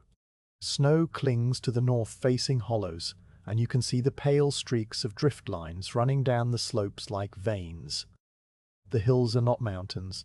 They are gentle, ancient forms that rise only a few hundred feet above the plain, but after so many hours of flatness they seem monumental. You watch the colors of the landscape with the patience of someone who has nothing else to look at. The snow in the foreground is no longer a uniform white, if it ever was. Now that you are paying attention, you see the variations. The old wind-packed drifts have a faint blue cast, especially where the light hits them at an angle. The fresher snow, fallen days ago and barely disturbed, is a purer white with a crystalline sparkle, and where the ground has been swept bare by the wind, the dead grasses show through in tones of bleached gold and pale tan. These grasses, stiff and brittle, catch the low sunlight and glow faintly, a warm counterpoint to the cool snow. Your eyes move from the gold to the white to the grey sky and back again, tracing a slow, circular path that never grows tired. The sky itself deserves its own study. All morning it was a flat, even grey, but now, with the sun descending toward the western hills, the color has begun to vary. Directly overhead, the grey remains, a pale, soft dome like the underside of a bowl, but near the horizon there are bands of lighter and darker cloud, subtle striations that catch the light and hold it. In one place, a thin veil of cloud has parted slightly, and a wash of pale blue shows through, a color so faint it is almost a memory of blue rather than the color itself. You watch that patch of blue for a long time, and it seems to shift and change, sometimes brighter, sometimes dimmer, as the high winds twist the clouds above. It is a quiet, slow-motion display that asks nothing of you but your attention. Your horse's coat, always in your peripheral vision, adds its own deep brown to the palette. The animal's winter fur is thick and slightly shaggy, and in the flat light it looks almost black. But when the horse turns its head or shifts its muscles, the sun catches the hair and reveals the true color, a rich dark brown with undertones of red, like old copper or the heartwood of a tree. The mane and tail are darker still, nearly true black, and they swing with the rhythm of the walk, catching the light in glossy streaks. You find yourself comparing the brown of the horse to the brown of the distant hills, and you see that they are not so different. Both are earth colors, warm despite the cold, grounded and ancient. You pass a patch of exposed soil where the snow has been entirely scoured away, and you look down at it as you ride. The earth here is not brown, but a pale, dusty grey, the color of ash, and it is cracked into small polygons by the frost. Tiny flecks of mica glitter in the low light, and a few pebbles, smoothed by wind, sit on the surface like eggs in a nest. The color is so muted that it almost blends with the snow, but it has a texture that the snow lacks, a roughness that catches the light differently. You file this new color away with the others, adding it to the catalogue of the steppe. The distant hills continue to grow, very slowly, as you ride. They are no longer a single mass, but a series of overlapping ridges, each one a slightly different shade of brown and grey. The farthest ridge is the palest, almost a lavender grey where the atmosphere softens it. The nearest is darker, its details just beginning to emerge. You can see the dark lines of gullies cutting down the slopes, the shadows where small cliffs overhang, the white patches of snow that fill the hollows. You try to imagine what the hills will look like up close, but the image in your mind is hazy and you let it go. You will see them soon enough. The light shifts again as the sun drops another degree, and the whole color scheme of the world changes with it. The snow takes on a faint golden tint, the blue shadows deepening to violet. The dead grasses, which were pale gold before, now glow with a richer amber light, as if they have caught fire from the sun. The horse's brown coat warms to a chestnut hue, and even the grey sky above seems to soften, the clouds catching a hint of rose. You have seen this transformation many times, but it never loses its quiet magic. The steppe, so monochrome for hours, suddenly becomes a canvas of subtle, shifting colors, each one blending into the next like paint on wet silk. You think, in a distant, abstract way, about the spring pastures that lie beyond those hills. You've heard of them from other travelers, or perhaps you have seen them yourself in years past, a memory so old it has become a dream. In the spring, the snow melts away and the grass grows thick and green, and the streams run full of clear water, and the horses grow fat on the new shoots. There are wild flowers then, small white and yellow blooms that cover the slopes, and the air smells of wet earth and growing things. You hold this image in your mind for a moment, not with longing or impatience, but simply as a fact. Spring will come, the hills will turn green, and you will be there to see it. But that is a different season, a different journey, and it has no claim on this cold, quiet afternoon. The horse's ears flick back toward you as if sensing your shift in thought, and you reach forward to pat its neck. The coat is warm under your glove, the muscle firm, and you feel the steady pulse of the animal's blood. The horse is not thinking of spring. It is thinking of this step and the next step, the grass it will paw from under the snow tonight, the grain you will give it at the halt. Its world is immediate, and you envy that simplicity.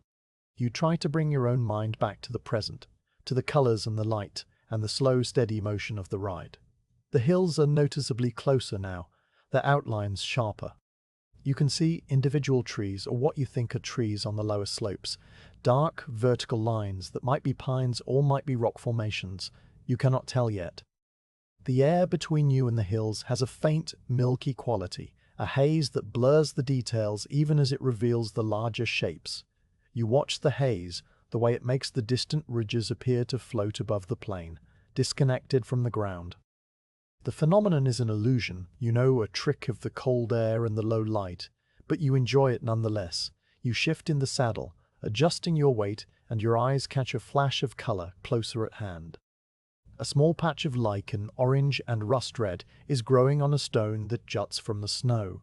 The color is so vivid against the white that it stops you for a moment, and you turn your head to look as you pass. The lichen is dry and crusty, a living thing that endures the winter by sleeping, and its bright color is a promise of the life that hides beneath the snow. You have seen such lichen before, on rocks all across the steppe, and you always note it with a small, private recognition, as if greeting an old friend. The colors of the world are not just the ones you see, they are also the ones you feel. The cold has a color, a pale, sharp silver that prickles your skin, and the wind, when it stirs, is a transparent gray that slides over you. The warmth of the horse beneath you is a deep, dark red, like embers, and your own breath is a soft white that fades to nothing. You let these felt colors merge with the seen ones until the whole experience becomes a single harmonious sensation, a quiet chord played on the strings of the steppe. You pass another frozen streambed, this one wider than the last, its ice a pale green-blue that speaks of greater depth. The color is unexpected, a cool note in the warm amber light, and you pause the horse to look at it more closely. The ice is clear at the edges but cloudy in the center, and you can see the layers of freeze and thaw, the bubbles trapped like tiny pearls. The stream, when it ran, must have been lively, cutting a deep channel through the plain, but now it sleeps, and its voice is silent. You let the horse drink from a patch of broken ice, the chips crunching between its teeth, and then you continue. The sun is lower still, and the colors are deepening. The snow in the distance, near the base of the hills, has taken on a definite lavender hue, while the snow at your feet is still gold. The hills themselves are now a complex mosaic of brown, grey, black and white, with the dark lines of gullies and the pale streaks of snowfields, creating a pattern that is almost like the grain of wood. You study that pattern as you ride, your eyes tracing the contours, and you feel as if you are reading the history of the hills in their folds. Your thoughts drift again, not to spring this time, but to the people who might live in those hills, the families who build their gers in the sheltered valleys and graze their herds on the summer slopes. You do not know them, but you can imagine their lives, the smoke rising from the felt tents, the sound of children playing, the endless work of herding and milking and making cheese. They are probably asleep now, or sitting by their fires waiting out the winter. You will not visit them, but the knowledge that they are there, somewhere beyond the ridges, adds a warmth to the landscape, a human color. You pass a small frozen pond, its surface perfectly smooth except for a single crack that runs from edge to edge. The ice reflects the pale sky, a mirror of grey that is darker than the snow, and you see your own reflection as you ride by a dark shape on a dark horse, distorted by the ripples in the ice. The reflection is fleeting, gone in a few steps, but it reminds you that you are part of this landscape too, a moving point of color in the vastness. The distant hills are now so close that you can see the texture of the snow on their slopes, the way the wind has sculpted it into waves. The trees, if they are trees, are definitely pines, dark and conical, and they stand in small clusters on the ridges, their branches heavy with snow. The sight is comforting, a sign that you are entering a different kind of country, a place of shelter and variety after the long, flat plain. You look forward to riding among those trees, feeling their presence, smelling their sharp, resinous scent. But you are not there yet, and the plain still stretches between you and the hills.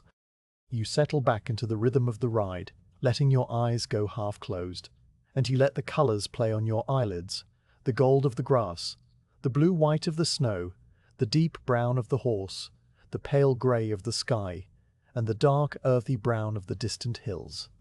The colors merge and separate, and you feel yourself merging with them, becoming a color among colors, a quiet note in the long, slow symphony of the steppe. The temperature begins to fall again as the afternoon leans toward evening, not with any sudden plunge, but with a slow, steady deepening that you feel first in the small exposed places on your body. The patch of skin beneath your cheekbones, the narrow gap between your glove and sleeve, the tender rim of your ears where the cap does not quite cover all these places, register the change as a sharpening of the cold, a new edge that was not there an hour ago. You adjust your collar and pull your sleeves down, and the cold retreats a little, but it does not leave.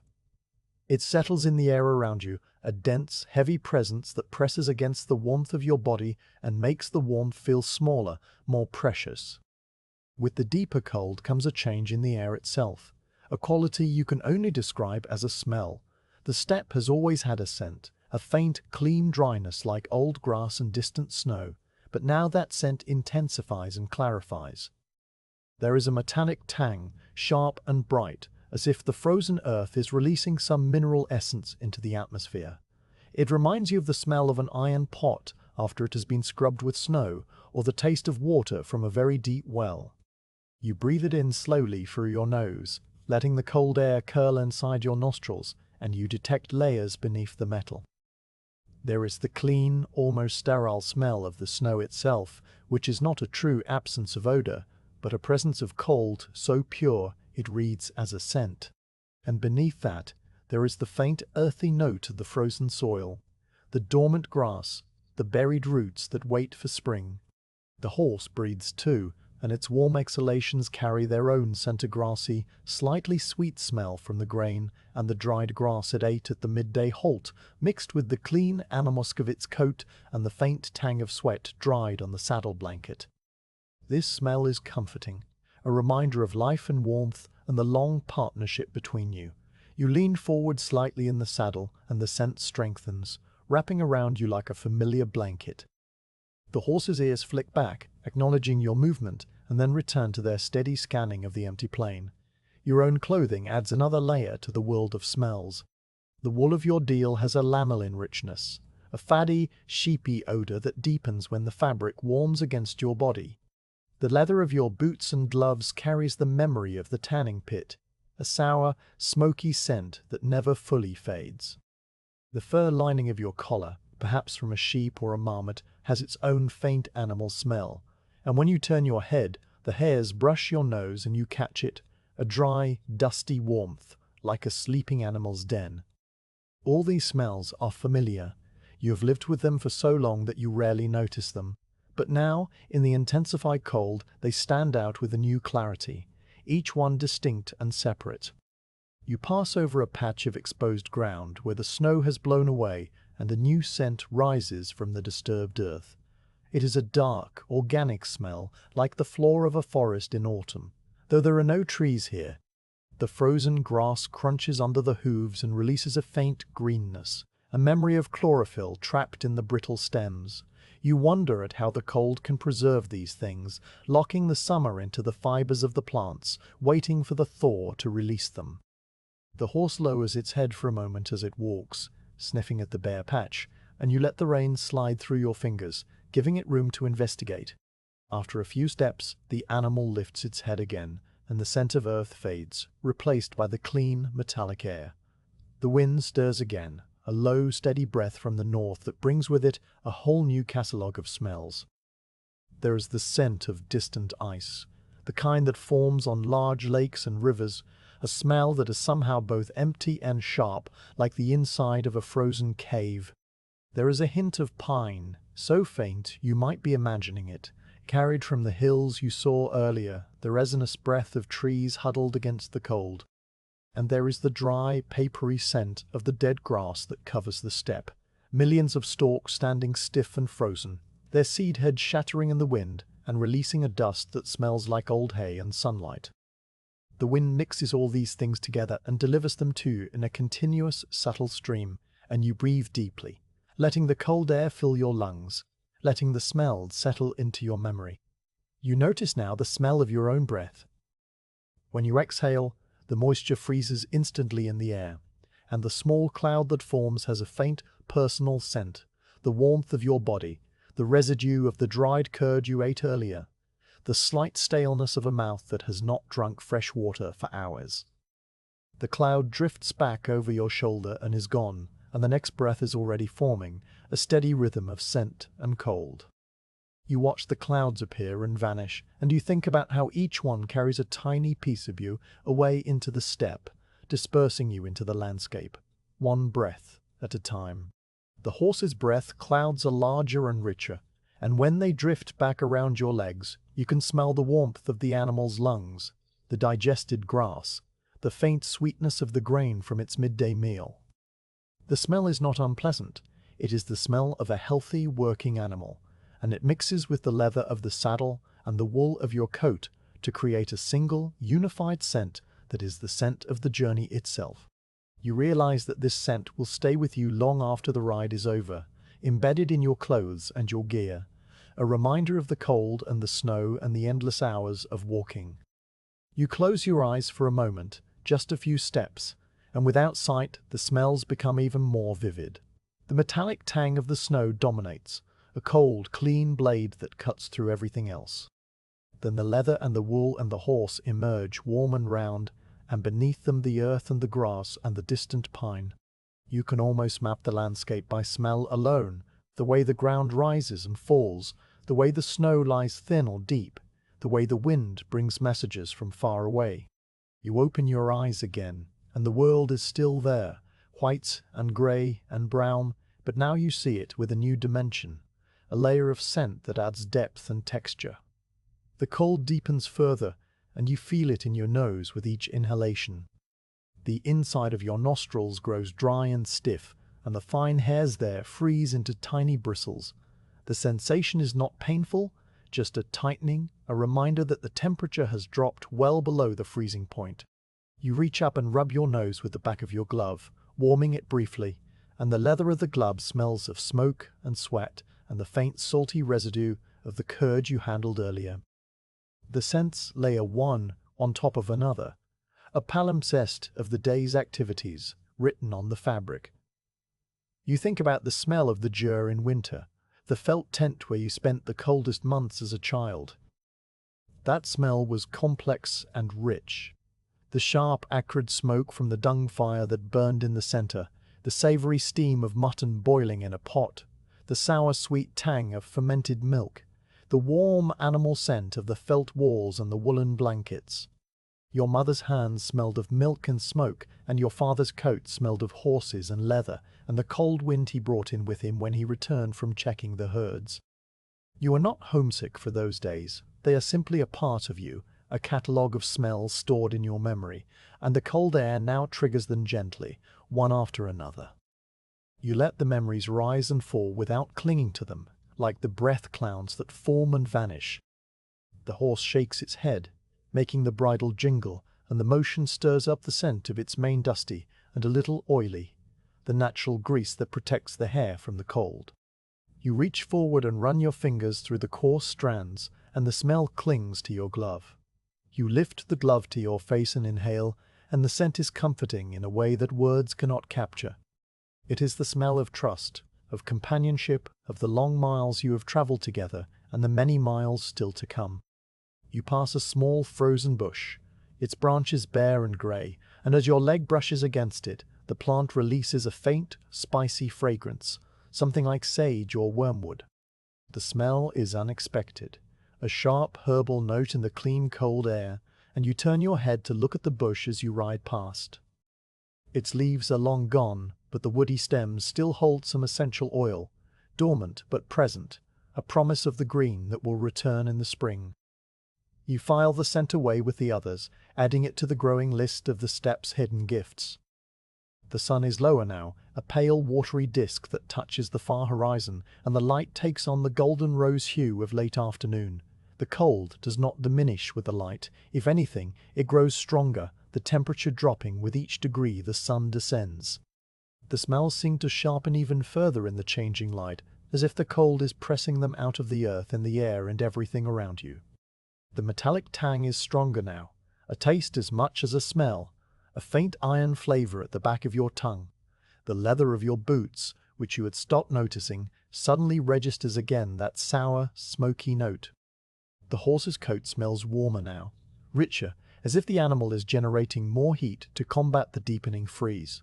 You realize that you are surrounded by a small, moving bubble of scent, a microclimate that travels with you across the plain.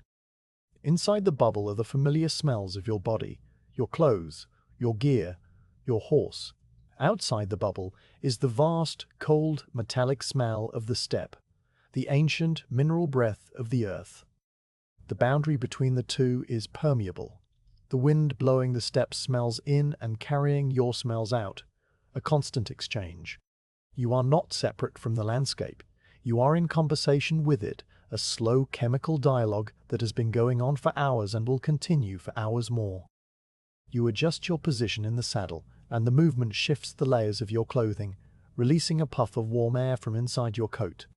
The air carries the scent of your own body, salty, slightly sour, the smell of a person who has been riding all day in the cold. You are not embarrassed by it. It is simply another fact, another layer of the journey.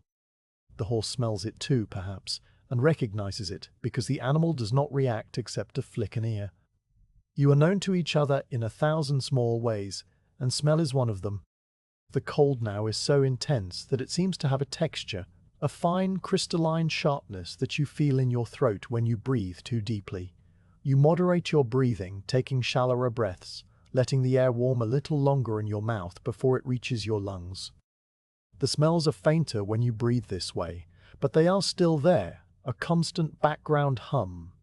You notice the smell of the snow melting on your glove where you touch the horse's mane, a faint, clean wetness that evaporates almost instantly in the dry air. The cycle of freezing and melting, runs through the entire day, a small silent rhythm beneath the larger rhythm of the ride. You look up at the sky, and the first faint stars are beginning to appear in the east, pinpricks of cold light that do not yet compete with the sunset.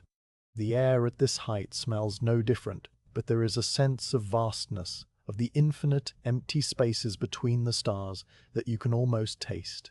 It is a cold, clean emptiness, a smell of nothing, and you find it strangely soothing. The steppe at night will smell different again, colder and sharper, with the frost settling on everything and the world contracting under the weight of the dark.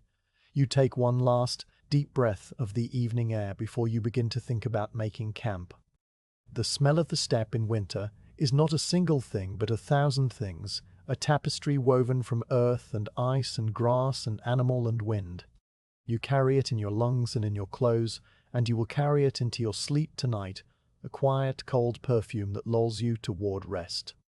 The horse walks on, and the smells continue to shift and change, and you let them wash over you without holding on, a river of scent flowing through the quiet cathedral of the frozen plain. The sun begins its final descent in earnest now, a cold orange coin that has lost all the heat it might have possessed and retains only color.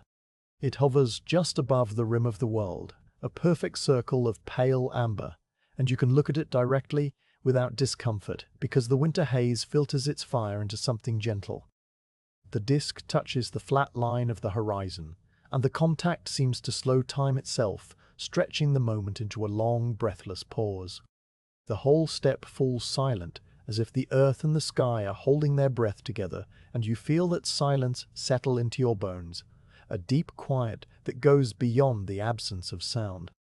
The shadows that have been creeping eastward all afternoon now stretch to their full length, immense and thin, reaching across the snow like dark fingers.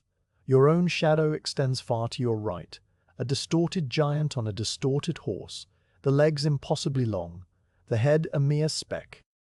The horse's shadow merges with yours, and the two of you become a single strange creature gliding over the frozen plain. Every small rise in the ground casts its own long shadow, and the snow between the shadows glows with a soft, amber light that seems to come from within rather than from above. You ride through alternating bands of gold and blue-gray, and the rhythm of light and dark adds a new, slow cadence to the journey. The color of the snow is changing, a transformation so gradual that you do not notice it moment by moment, but only when you look back at the ground you crossed an hour ago. What was white is now a pale, luminous blue, the shade of skim milk in a porcelain bowl. In the hollows where the snow is deepest, the blue deepens to a soft lavender, a color that belongs more to twilight skies than to frozen earth. On the wind-scoured ridges where the snow is thin, the dead grass beneath bleeds through in tones of muted gold and umber, warm echoes of the departed sun. You ride across this painter's palette, and the horse's hooves leave dark prints that fill slowly with violet shadow, as if the land is reclaiming your passage one step at a time. The temperature, which has been falling steadily, now makes its final plunge of the day. The cold ceases to be a surface sensation and becomes something deeper, a presence that presses against you from all sides, probing for any gap in your defenses. You feel it first in your feet, the thick felt of your boots suddenly not quite thick enough, and then in your hands, where the leather of your gloves grows stiff and unyielding. You flex your toes and fingers, small movements that keep the blood flowing, and you sink a little deeper into your collar, letting the fur close around your neck like a soft hand. The horse's breath comes in larger clouds now, thick and white, and they hang in the still air for a long moment before drifting away, as if even the vapor is reluctant to move in this deepening cold. You think to check your bow, not from any sense of danger, but from a habit as old as your riding days. The evening is the time when moisture condenses and frost forms, and a bowstring that freezes damp will be sluggish and weak. You loosen the ties of the bow case with slow, deliberate motions, your gloved fingers working the frozen leather thongs until they yield. The case opens with a soft, cracking sound as the stiff leather bends, and you peer inside. The bow lies there in its bed of felt, the curve of horn and sinew dark and smooth, the string coiled separately in its oiled cloth wrapping. You touch the string with the back of your finger, testing for any sign of dampness, and find it dry and cold and tight. You close the case and retie the thongs, pulling each knot firm, and the whole process takes many unhurried minutes. The horse has not slowed or deviated from its path during this small ritual, and when you settle back into the saddle, it is as if you never moved. The sun has now sunk halfway below the horizon, the perfect circle truncated into a flattened dome of orange gold that blazes briefly and then fades. Above the sun, the sky has taken on a wash of pale green, a cold, clear color that only appears on the steppe in the depths of winter. Higher still, the green fades into a soft, dusty rose, and then into the deep velvet blue of the coming night. The clouds that earlier in the day were a uniform grey have now separated into individual streaks and puffs, each one catching the last light in a different shade, salmon and coral and faded mauve. You watch this display with the same quiet attention you have given to everything else, not with wonder, but with a calm appreciation for the slow beauty of the ending day. The horse's pace remains steady, but you sense a subtle change in its gait, a slight heaviness in the step that speaks of fatigue. The animal has been walking for many hours, and though its endurance is deep, it knows as well as you that the time for rest is approaching. You pat its neck, feeling the warmth and the coarse hair, and you begin to scan the terrain ahead with a new purpose. You are looking for a place to camp, a spot that offers shelter from the wind and enough exposed grass for the horse to paw through the snow and graze. The criteria are simple, but finding the right place requires a careful reading of the land, a slow, methodical study of every slight fold and depression. The light is fading fast now, but it is the kind of fading that stretches on and on, a protracted twilight that seems to hold back the darkness through sheer stillness. The snow reflects the last glow of the sky, so the world remains visible in shades of deep blue and silver. You can see the contours of the ground clearly, the way the plain undulates in long, gentle waves, the way the snowdrifts have been sculpted by the wind into smooth, aerodynamic curves. Your eyes move slowly across the landscape, searching for a depression that is deep enough to break the wind, but not so deep that the cold air will pool and settle. You look for a northern bank, where the snow will be shallower on the south-facing slope, where the grass might be easier for the horse to reach. You look for a spot that feels right, and you do not hurry the search, because choosing a camp is not a thing to be done in haste. You ride past a shallow gully that is too exposed to the east, where the wind might funnel through and rob you of warmth. You ride past a flat, open area where the snow lies deep and uniform, offering no shelter and no forage. You ride past a small rise that looks promising at first but proves to be rocky, the stones barely hidden under the snow, making a poor bed. Each rejection is calm and without frustration. You have done this many times, and you know that the right place will appear when it appears. The horse walks on, and your eyes continue their slow sweep, patient as the twilight itself. The sun is gone now, slipped entirely below the horizon, and only a faint orange glow remains along the western edge of the world. That glow is the last remnant of the day, a thin, bright line that separates the dark earth from the dark sky.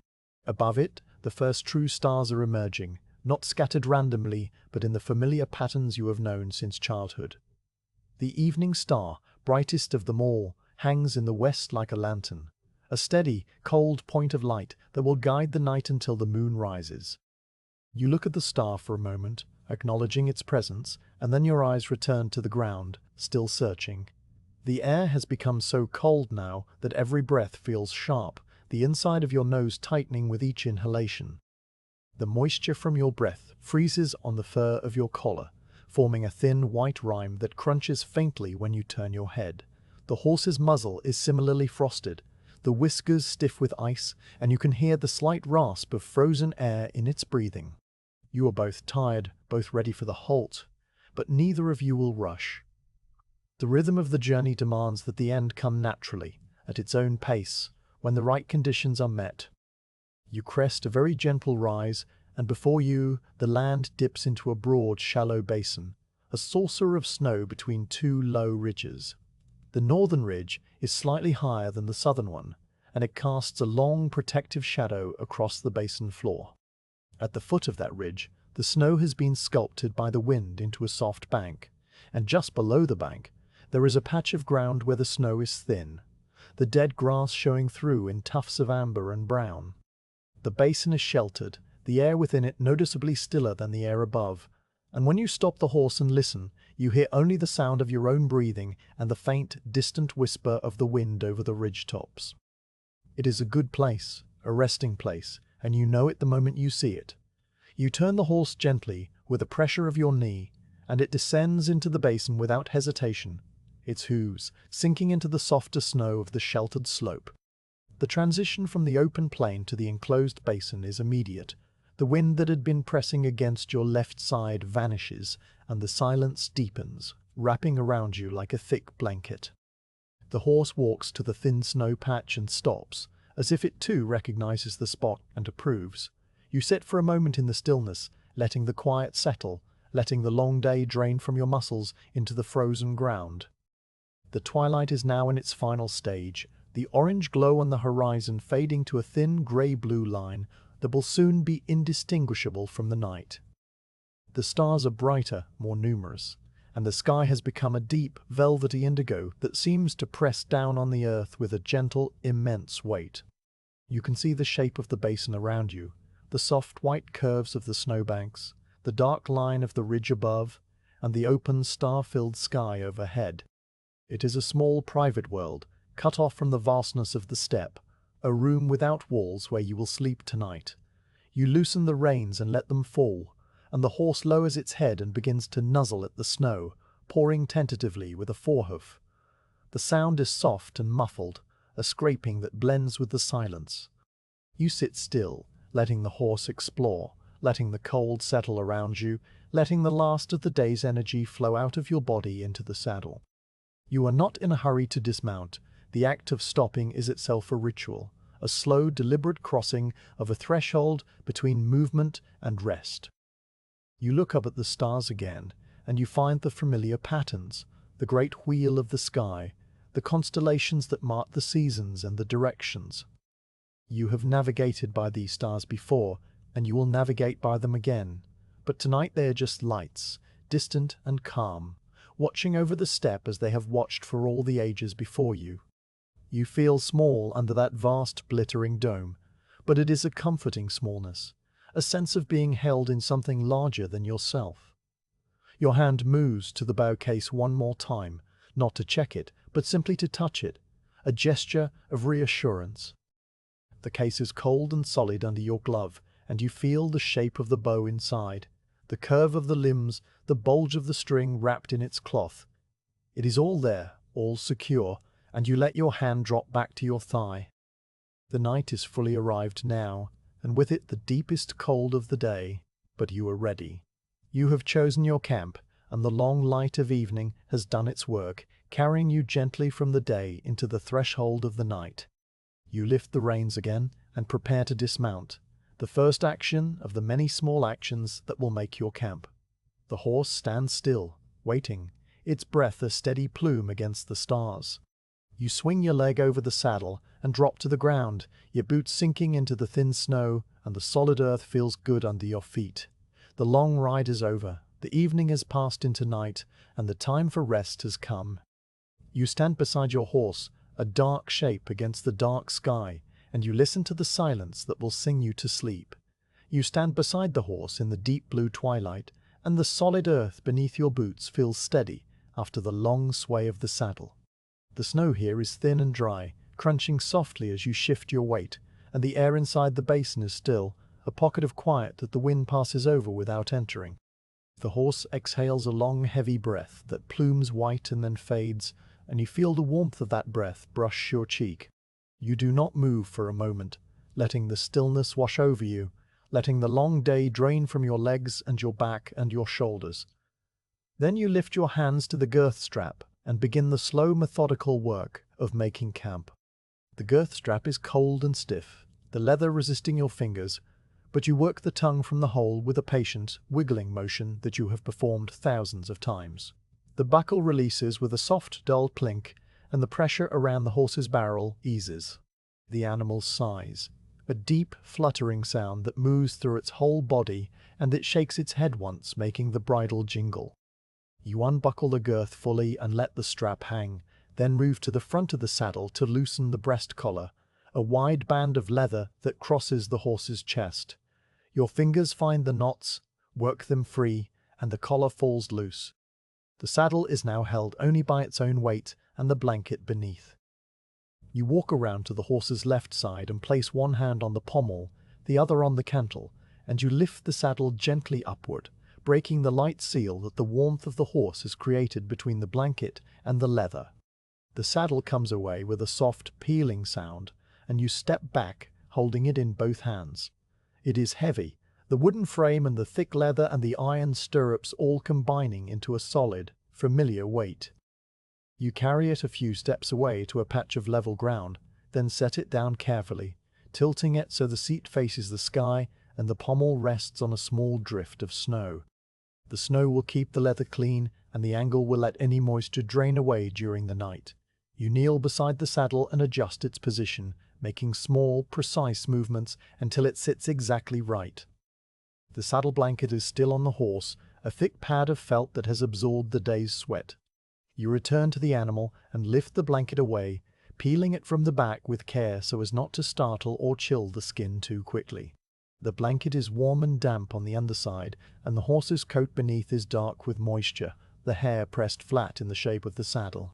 You drape the blanket over the saddle, spreading it so the damp side faces the air, where the cold will freeze the moisture, and later you can brush away the ice.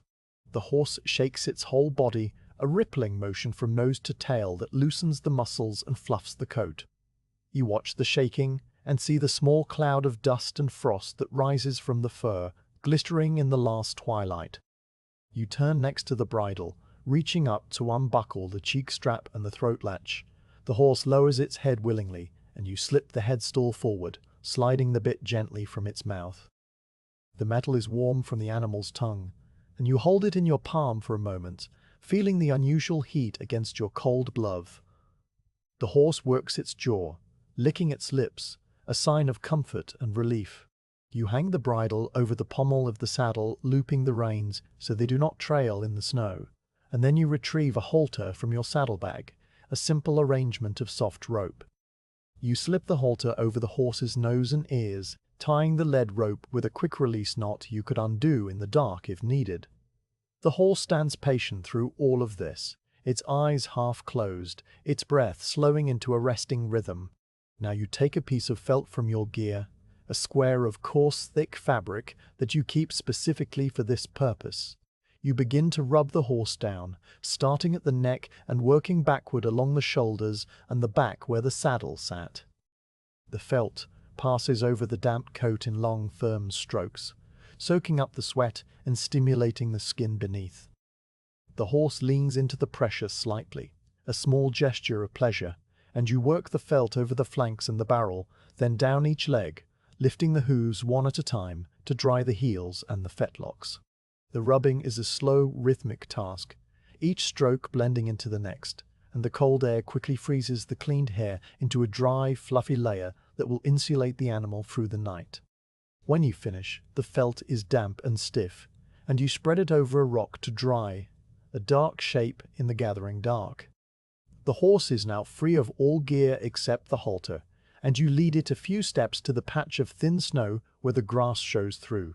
You kneel, your knee pressing into the cold ground, and you fasten the hobbles around the horse's forelegs. The hobbles are soft leather cuffs connected by a short chain, and they allow the animal to move in small steps, enough to graze and shift its position, but not enough to wander far. The horse stands still while you buckle the cuffs, lifting each foot when you ask, and when you straighten up it lowers its head immediately and begins to nuzzle at the snow, pawing with a hobbled hoof to uncover the frozen grass beneath. The sound of the pawing is muffled and slow, a soft scrape that becomes the first night sound of the camp. You leave the horse to its grazing and turn back to the campsite, your body moving with the slow, deliberate rhythm of a person who is tired but not exhausted.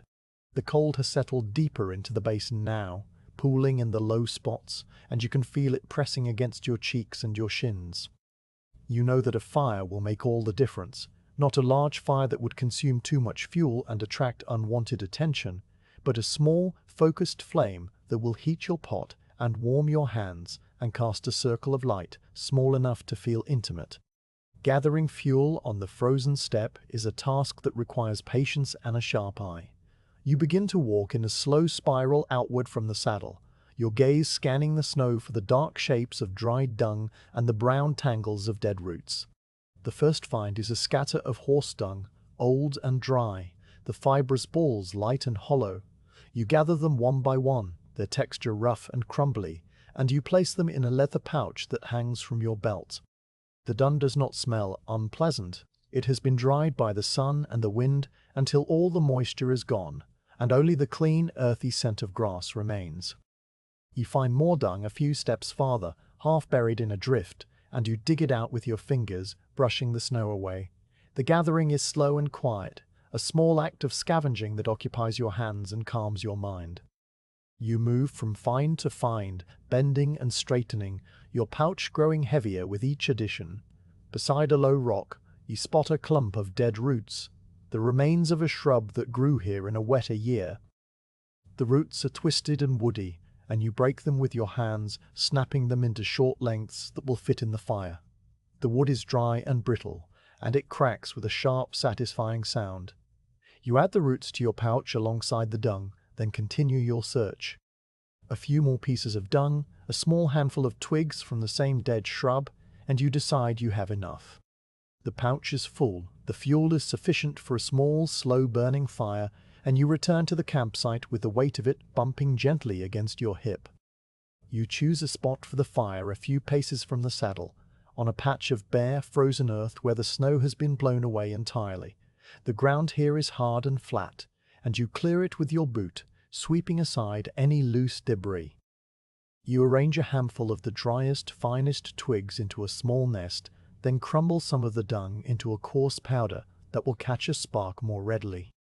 Around this tinder, you build a tiny cone of thicker roots and larger dung pieces, leaving a gap on one side where you will introduce the flame.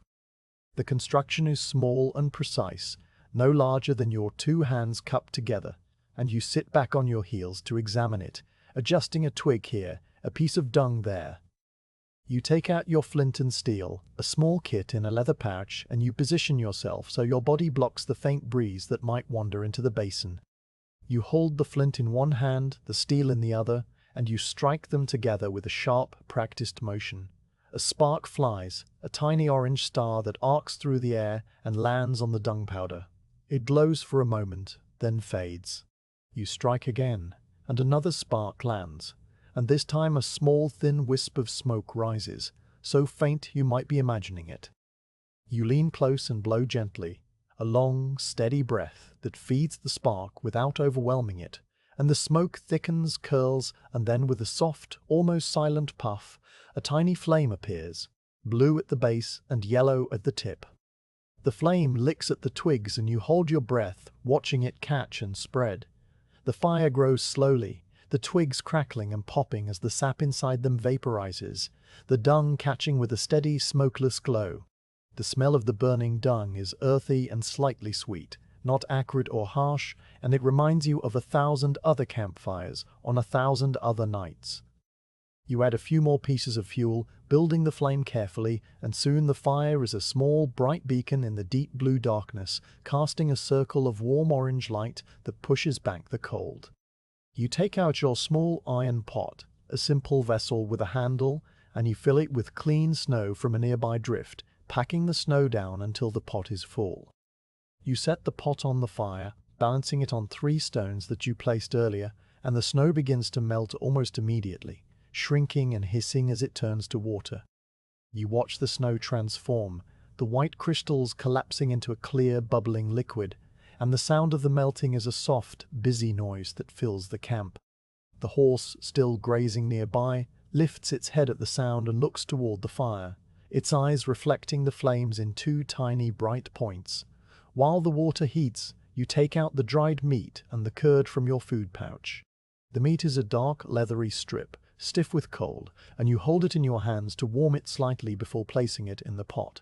The curd you set aside in a small pile on a flat stone. You also take out your wooden cup, a simple bowl-shaped vessel warmed smooth by use, and you set it beside the fire to warm. The water begins to steam, small wisps rising from the surface, and then it starts to bubble, a gentle rolling boil. You drop the dried meat into the pot, and the water darkens as the salt and the smoke and the essence of the mutton infuse into the liquid. The smell rises with the steam, rich and savory, and your stomach responds with a quiet, empty ache. You let the meat simmer for a long while, adding more snow as the water level drops, and you stir the pot occasionally with a clean twig, watching the meat soften and the broth turn a deep, golden brown. When the meat is tender enough to chew, you lift the pot from the fire with a leather wrap around your hand and set it on the ground to cool. You pour some of the broth into your wooden cup, the liquid dark and steaming, and you sip it slowly, the warmth spreading down your throat and into your chest. The broth tastes of salt and smoke and the deep, sustaining flavor of the animal that gave its life. You eat the meat in small bites, chewing each piece thoroughly, and you take pieces of curd between sips, the sour, milky taste cutting through the richness of the broth. The fire burns steadily, its flames now a low, even dance, and you add more dung and roots from time to time, keeping it alive without letting it grow too large. The circle of light contracts as the fuel settles, and the darkness beyond the circle seems deeper, the stars sharper and more numerous. You sit cross-legged on your saddle blanket, the warm cup in your hands, and you feel the day's fatigue settling into your muscles, a heavy, comfortable weight. The horse has finished grazing and now stands near the fire, its head low, its eyes half closed. You speak a quiet word to it, not a command, but a reassurance, and the horse's ears flick toward you briefly before relaxing again. You pour the last of the broth into the snow near the horse, a small offering, and the animal sniffs at the spot, then returns to its rest. You clean the pot by filling it with snow and scrubbing it with your fingers, then you set it aside to dry. You check the hobbles on the horse, making sure they are secure but not tight, and you pat the animal's neck one last time, feeling the coarse hair and the solid warmth. Then you return to your seat by the fire, wrapping your heavy coat more tightly around yourself, and you let your gaze drift upward. The stars are now fully emerged, a vast glittering river that flows from horizon to horizon. You pick out the familiar shapes, the patterns your father taught you, the stories they represent. But tonight, you do not tell the stories. You simply watch the stars, letting their cold, distant light fall on your face. The fire crackles softly, and the silence of the steppe is so profound that you can hear the faint, high-pitched hum of the universe itself, a sound that is not a sound but a feeling, a vibration in the bones. You lie back on the saddle blanket, your head resting on a folded piece of felt, and you pull the heavy outer coat over you like a blanket. The fire burns down to embers, a bed of glowing orange that pulses gently with the passage of the night air. You watch the embers for a while, the way the light shifts and flickers, the way the shapes of the coals change and merge. Your thoughts slow, your breathing deepens, and you feel the long day releasing its hold on you, moment by moment, breath by breath. The camp is settled, the horse is safe, the fire is a warm, fading glow at your feet. You are alone on the frozen steppe, wrapped in the immense, quiet darkness, and you feel a peace so deep it is like the peace of the earth itself, ancient and patient and still. You close your eyes, and the stars continue their slow wheel above you, and the night deepens toward the hour of sleep. You lie on your back with the heavy coat wrapped around you, the collar pulled up so that only your face is exposed to the night air. The saddle blanket beneath you is thick enough to keep the cold of the frozen earth from seeping through, that you can still feel the shape of the ground pressing against your shoulder blades and the backs of your thighs. The ground is not soft. It is as hard as old bone, frozen solid by weeks of deep cold, but your body has learned to accept this hardness, to mold itself around the small ridges and hollows until they become a part of your resting shape. You shift once, a minor adjustment of your hips, and then you are still. The fire has died down to embers, a small, glowing bed of orange that pulses with a faint, rhythmic light, as if the earth itself is breathing. Each pulse illuminates the nearest snow with a wash of warm color, then lets it fall back into darkness. The embers crackle softly from time to time, a sound so small it barely registers, and when they shift, a tiny shower of sparks lifts into the air and dies. You watch the glow through half-closed eyes, not focusing, just letting the warm light play on your vision. The heat from the embers reaches your face in gentle waves, a faint kiss of warmth that contrasts with the deep cold pressing against the back of your head. The horse is a dark shape a few paces away, standing motionless under the stars. It has stopped grazing, and now rests in the way that horses rest, one hind leg cocked, the hoof barely touching the ground, the head low and the ears relaxed. You can hear its breathing, a slow, deep rhythm that matches your own, and occasionally you hear the soft, wet sound of its muzzle as it shifts its weight. The hobbles jingle once, a brief musical note, and then fall silent. The horse is a reassuring presence, a companion that asks nothing and gives everything, and its quiet solidity anchors you to the world as your mind begins to drift upward. The sky above you is immense, a great dark dome that arches from horizon to horizon, and it is filled with stars. You have seen the night sky on the steppe many times, but each time it feels new, a fresh revelation of light and depth that no memory can capture. Tonight the air is so clear and so cold that the stars seem sharper, more distinct, each one a precise point of light, with no blurring or twinkling. They are not scattered randomly. They form patterns, the constellations that your people have watched for generations, and you know them by heart. Your eyes trace the familiar shapes slowly, one by one, as if greeting old friends. Directly overhead is the great river of stars, the pale glittering band that stretches from one edge of the world to the other. It is so dense with light that the individual stars blur together into a soft, luminous haze, and you can see the dark patches within it where clouds of dust block the glow.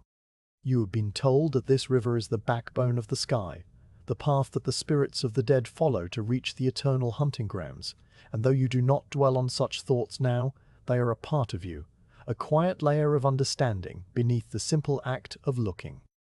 Your gaze follows the river from its rising point in the east, across the zenith to its setting point in the west, and the journey takes a long, slow time. To the north, you find the constellation that your father called the Great Wagon, a pattern of stars that never sets but only circles the pole throughout the night. Its shape is unmistakable.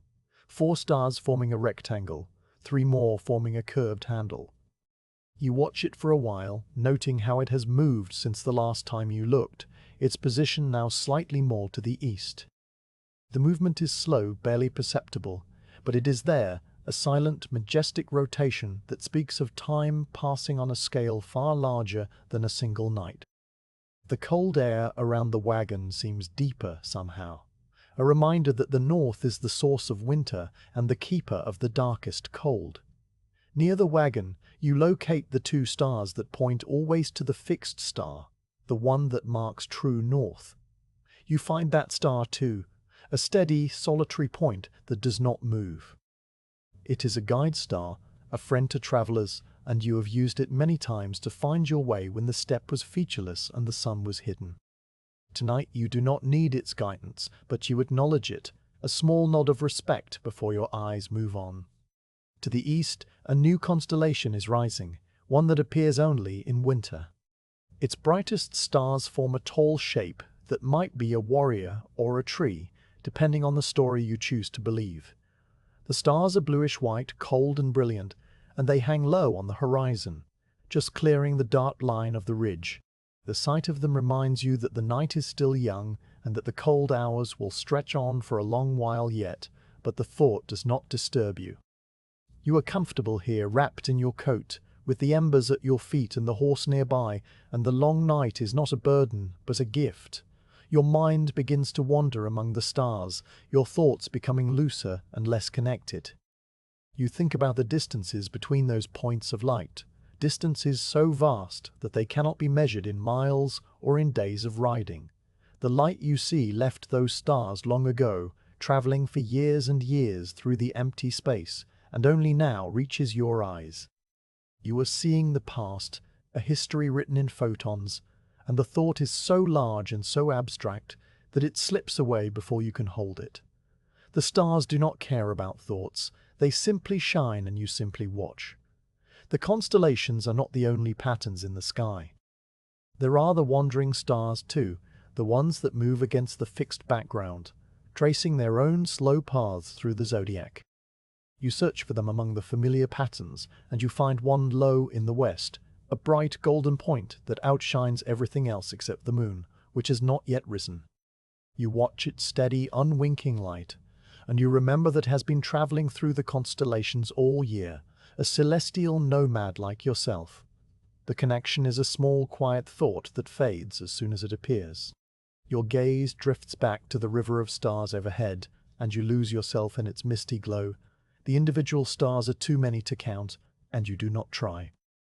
You simply let your eyes go soft, and the whole sky becomes a single shimmering fabric, a curtain of light that hangs over the world. The cold air makes the stars seem closer, more immediate, and you feel as if you could reach up and touch them, though you do not move. Your arms are heavy, your hands tucked inside the coat, and the weight of your body is sinking deeper into the ground with each passing minute. The embers shift again, and a small flame rises for a moment, a tongue of orange that licks the air and then subsides. The light flickers across your face, warm and brief, and you close your eyes against it. Behind your eyelids, the darkness is red and soft, and the after-image of the flame dances for a while before fading. You listen to the sounds of the night, the gentle crackle of the dying fire, the slow breathing of the horse, the faint, high whisper of the wind crossing the ridge above your shelter. These sounds blend together into a single, quiet hum, a lullaby that the steppe has been singing for millennia. You open your eyes again, and the sky is still there, unchanged, the stars exactly where they were. Time feels different when you are lying on the ground watching the sky. It stretches and compresses in strange ways, moments becoming minutes, minutes becoming something longer and softer. You are not sure how long you have been lying here, and you do not care. The rhythm of the day is broken, replaced by the deeper rhythm of the night, and that rhythm asks nothing of you except stillness. Your thoughts, which earlier in the day were sharp and practical, have become quieter and less formed. They drift through your mind like clouds, one after another, with no particular direction or urgency. You think about the taste of the broth you drank, the salty warmth of it, and then the thought dissolves. You think about the way the horse nuzzled the snow earlier, the soft, whiskery touch of its muzzle, and that thought too dissolves. You think about the sound of your boots on the frozen ground, a distant memory now, and it fades. Each thought is a small wave that rises and falls, rises and falls, and the spaces between the waves grow longer. The cold is a constant presence, but your body has found a balance with it. The heavy coat holds the heat of your body close, and the layers of wool and fur create a microclimate that is just warm enough. Your feet are cool but not numb. Your hands are tucked into your sleeves, and your face is the only part that feels the full chill of the air. The cold on your cheeks is a clean, sharp sensation that keeps you anchored to the present moment, preventing you from drifting too far into sleep just yet. You are still awake, still aware, but the boundary between waking and sleeping is beginning to blur. The horse exhales a long, slow breath, a sound that is half sigh and half snort, and you feel the vibration of it through the ground.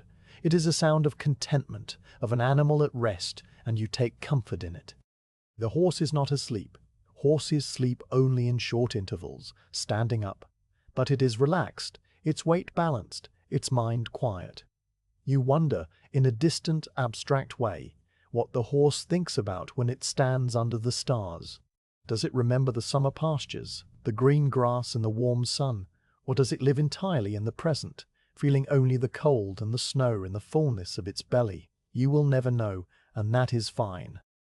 Your eyes trace the outline of the ridge above the basin, a dark, curving line that separates the earth from the sky. The stars are so bright that they cast a faint, silver glow on the snow, and you can see the texture of the ridge, the patches of bare rock, and the drifts of snow. The world is not entirely dark. It is a study in shades of blue and silver and black, a monochrome painting that is at once simple and infinitely detailed. You study the ridge for a while, letting your gaze wander along its length, and then your eyes return to the sky. The constellations continue their slow rotation, the Great Wagon now noticeably higher in the north, the winter constellation fully risen in the east.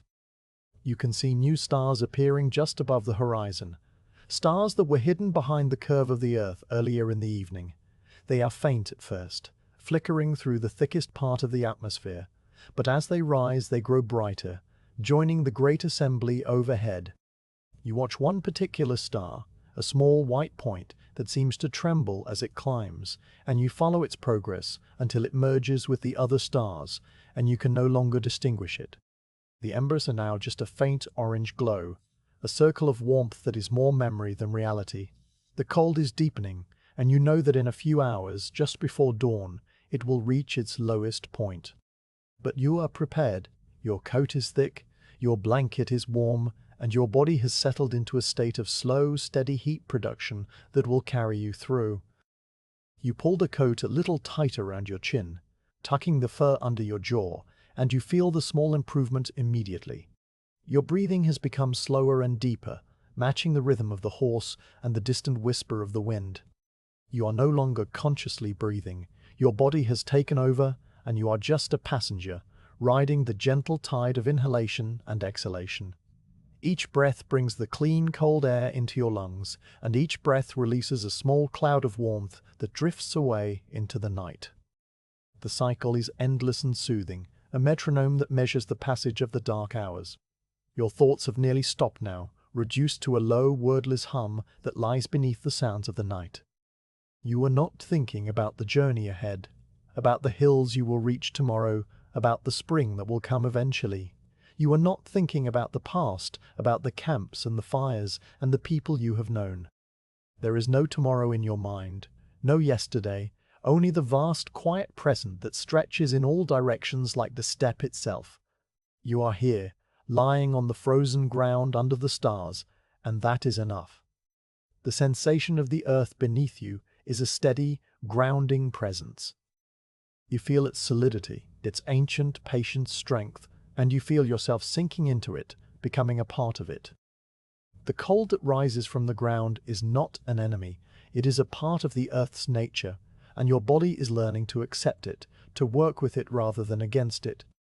You are a small, warm point on the surface of the frozen world, and the world holds you gently, the way a mother holds a sleeping child. The distant thrum of the universe, the sound that is not a sound, is all around you now. It is the vibration of the stars in their courses, the hum of the earth turning, the whisper of the wind that never truly stops. It is a deep, low note that resonates in your chest and in your bones, and you let it fill you, let it wash away the last traces of wakefulness. The note is beautiful in its simplicity, a single, eternal chord that has been playing since the beginning of time and will play until the end. Your eyes are closed now, though you do not remember closing them. The darkness behind your lids is warm and red, and the stars are still there, imprinted on your vision, tiny points of light that dance and swirl. You watch them for a while, these phantom stars, and then they too begin to fade.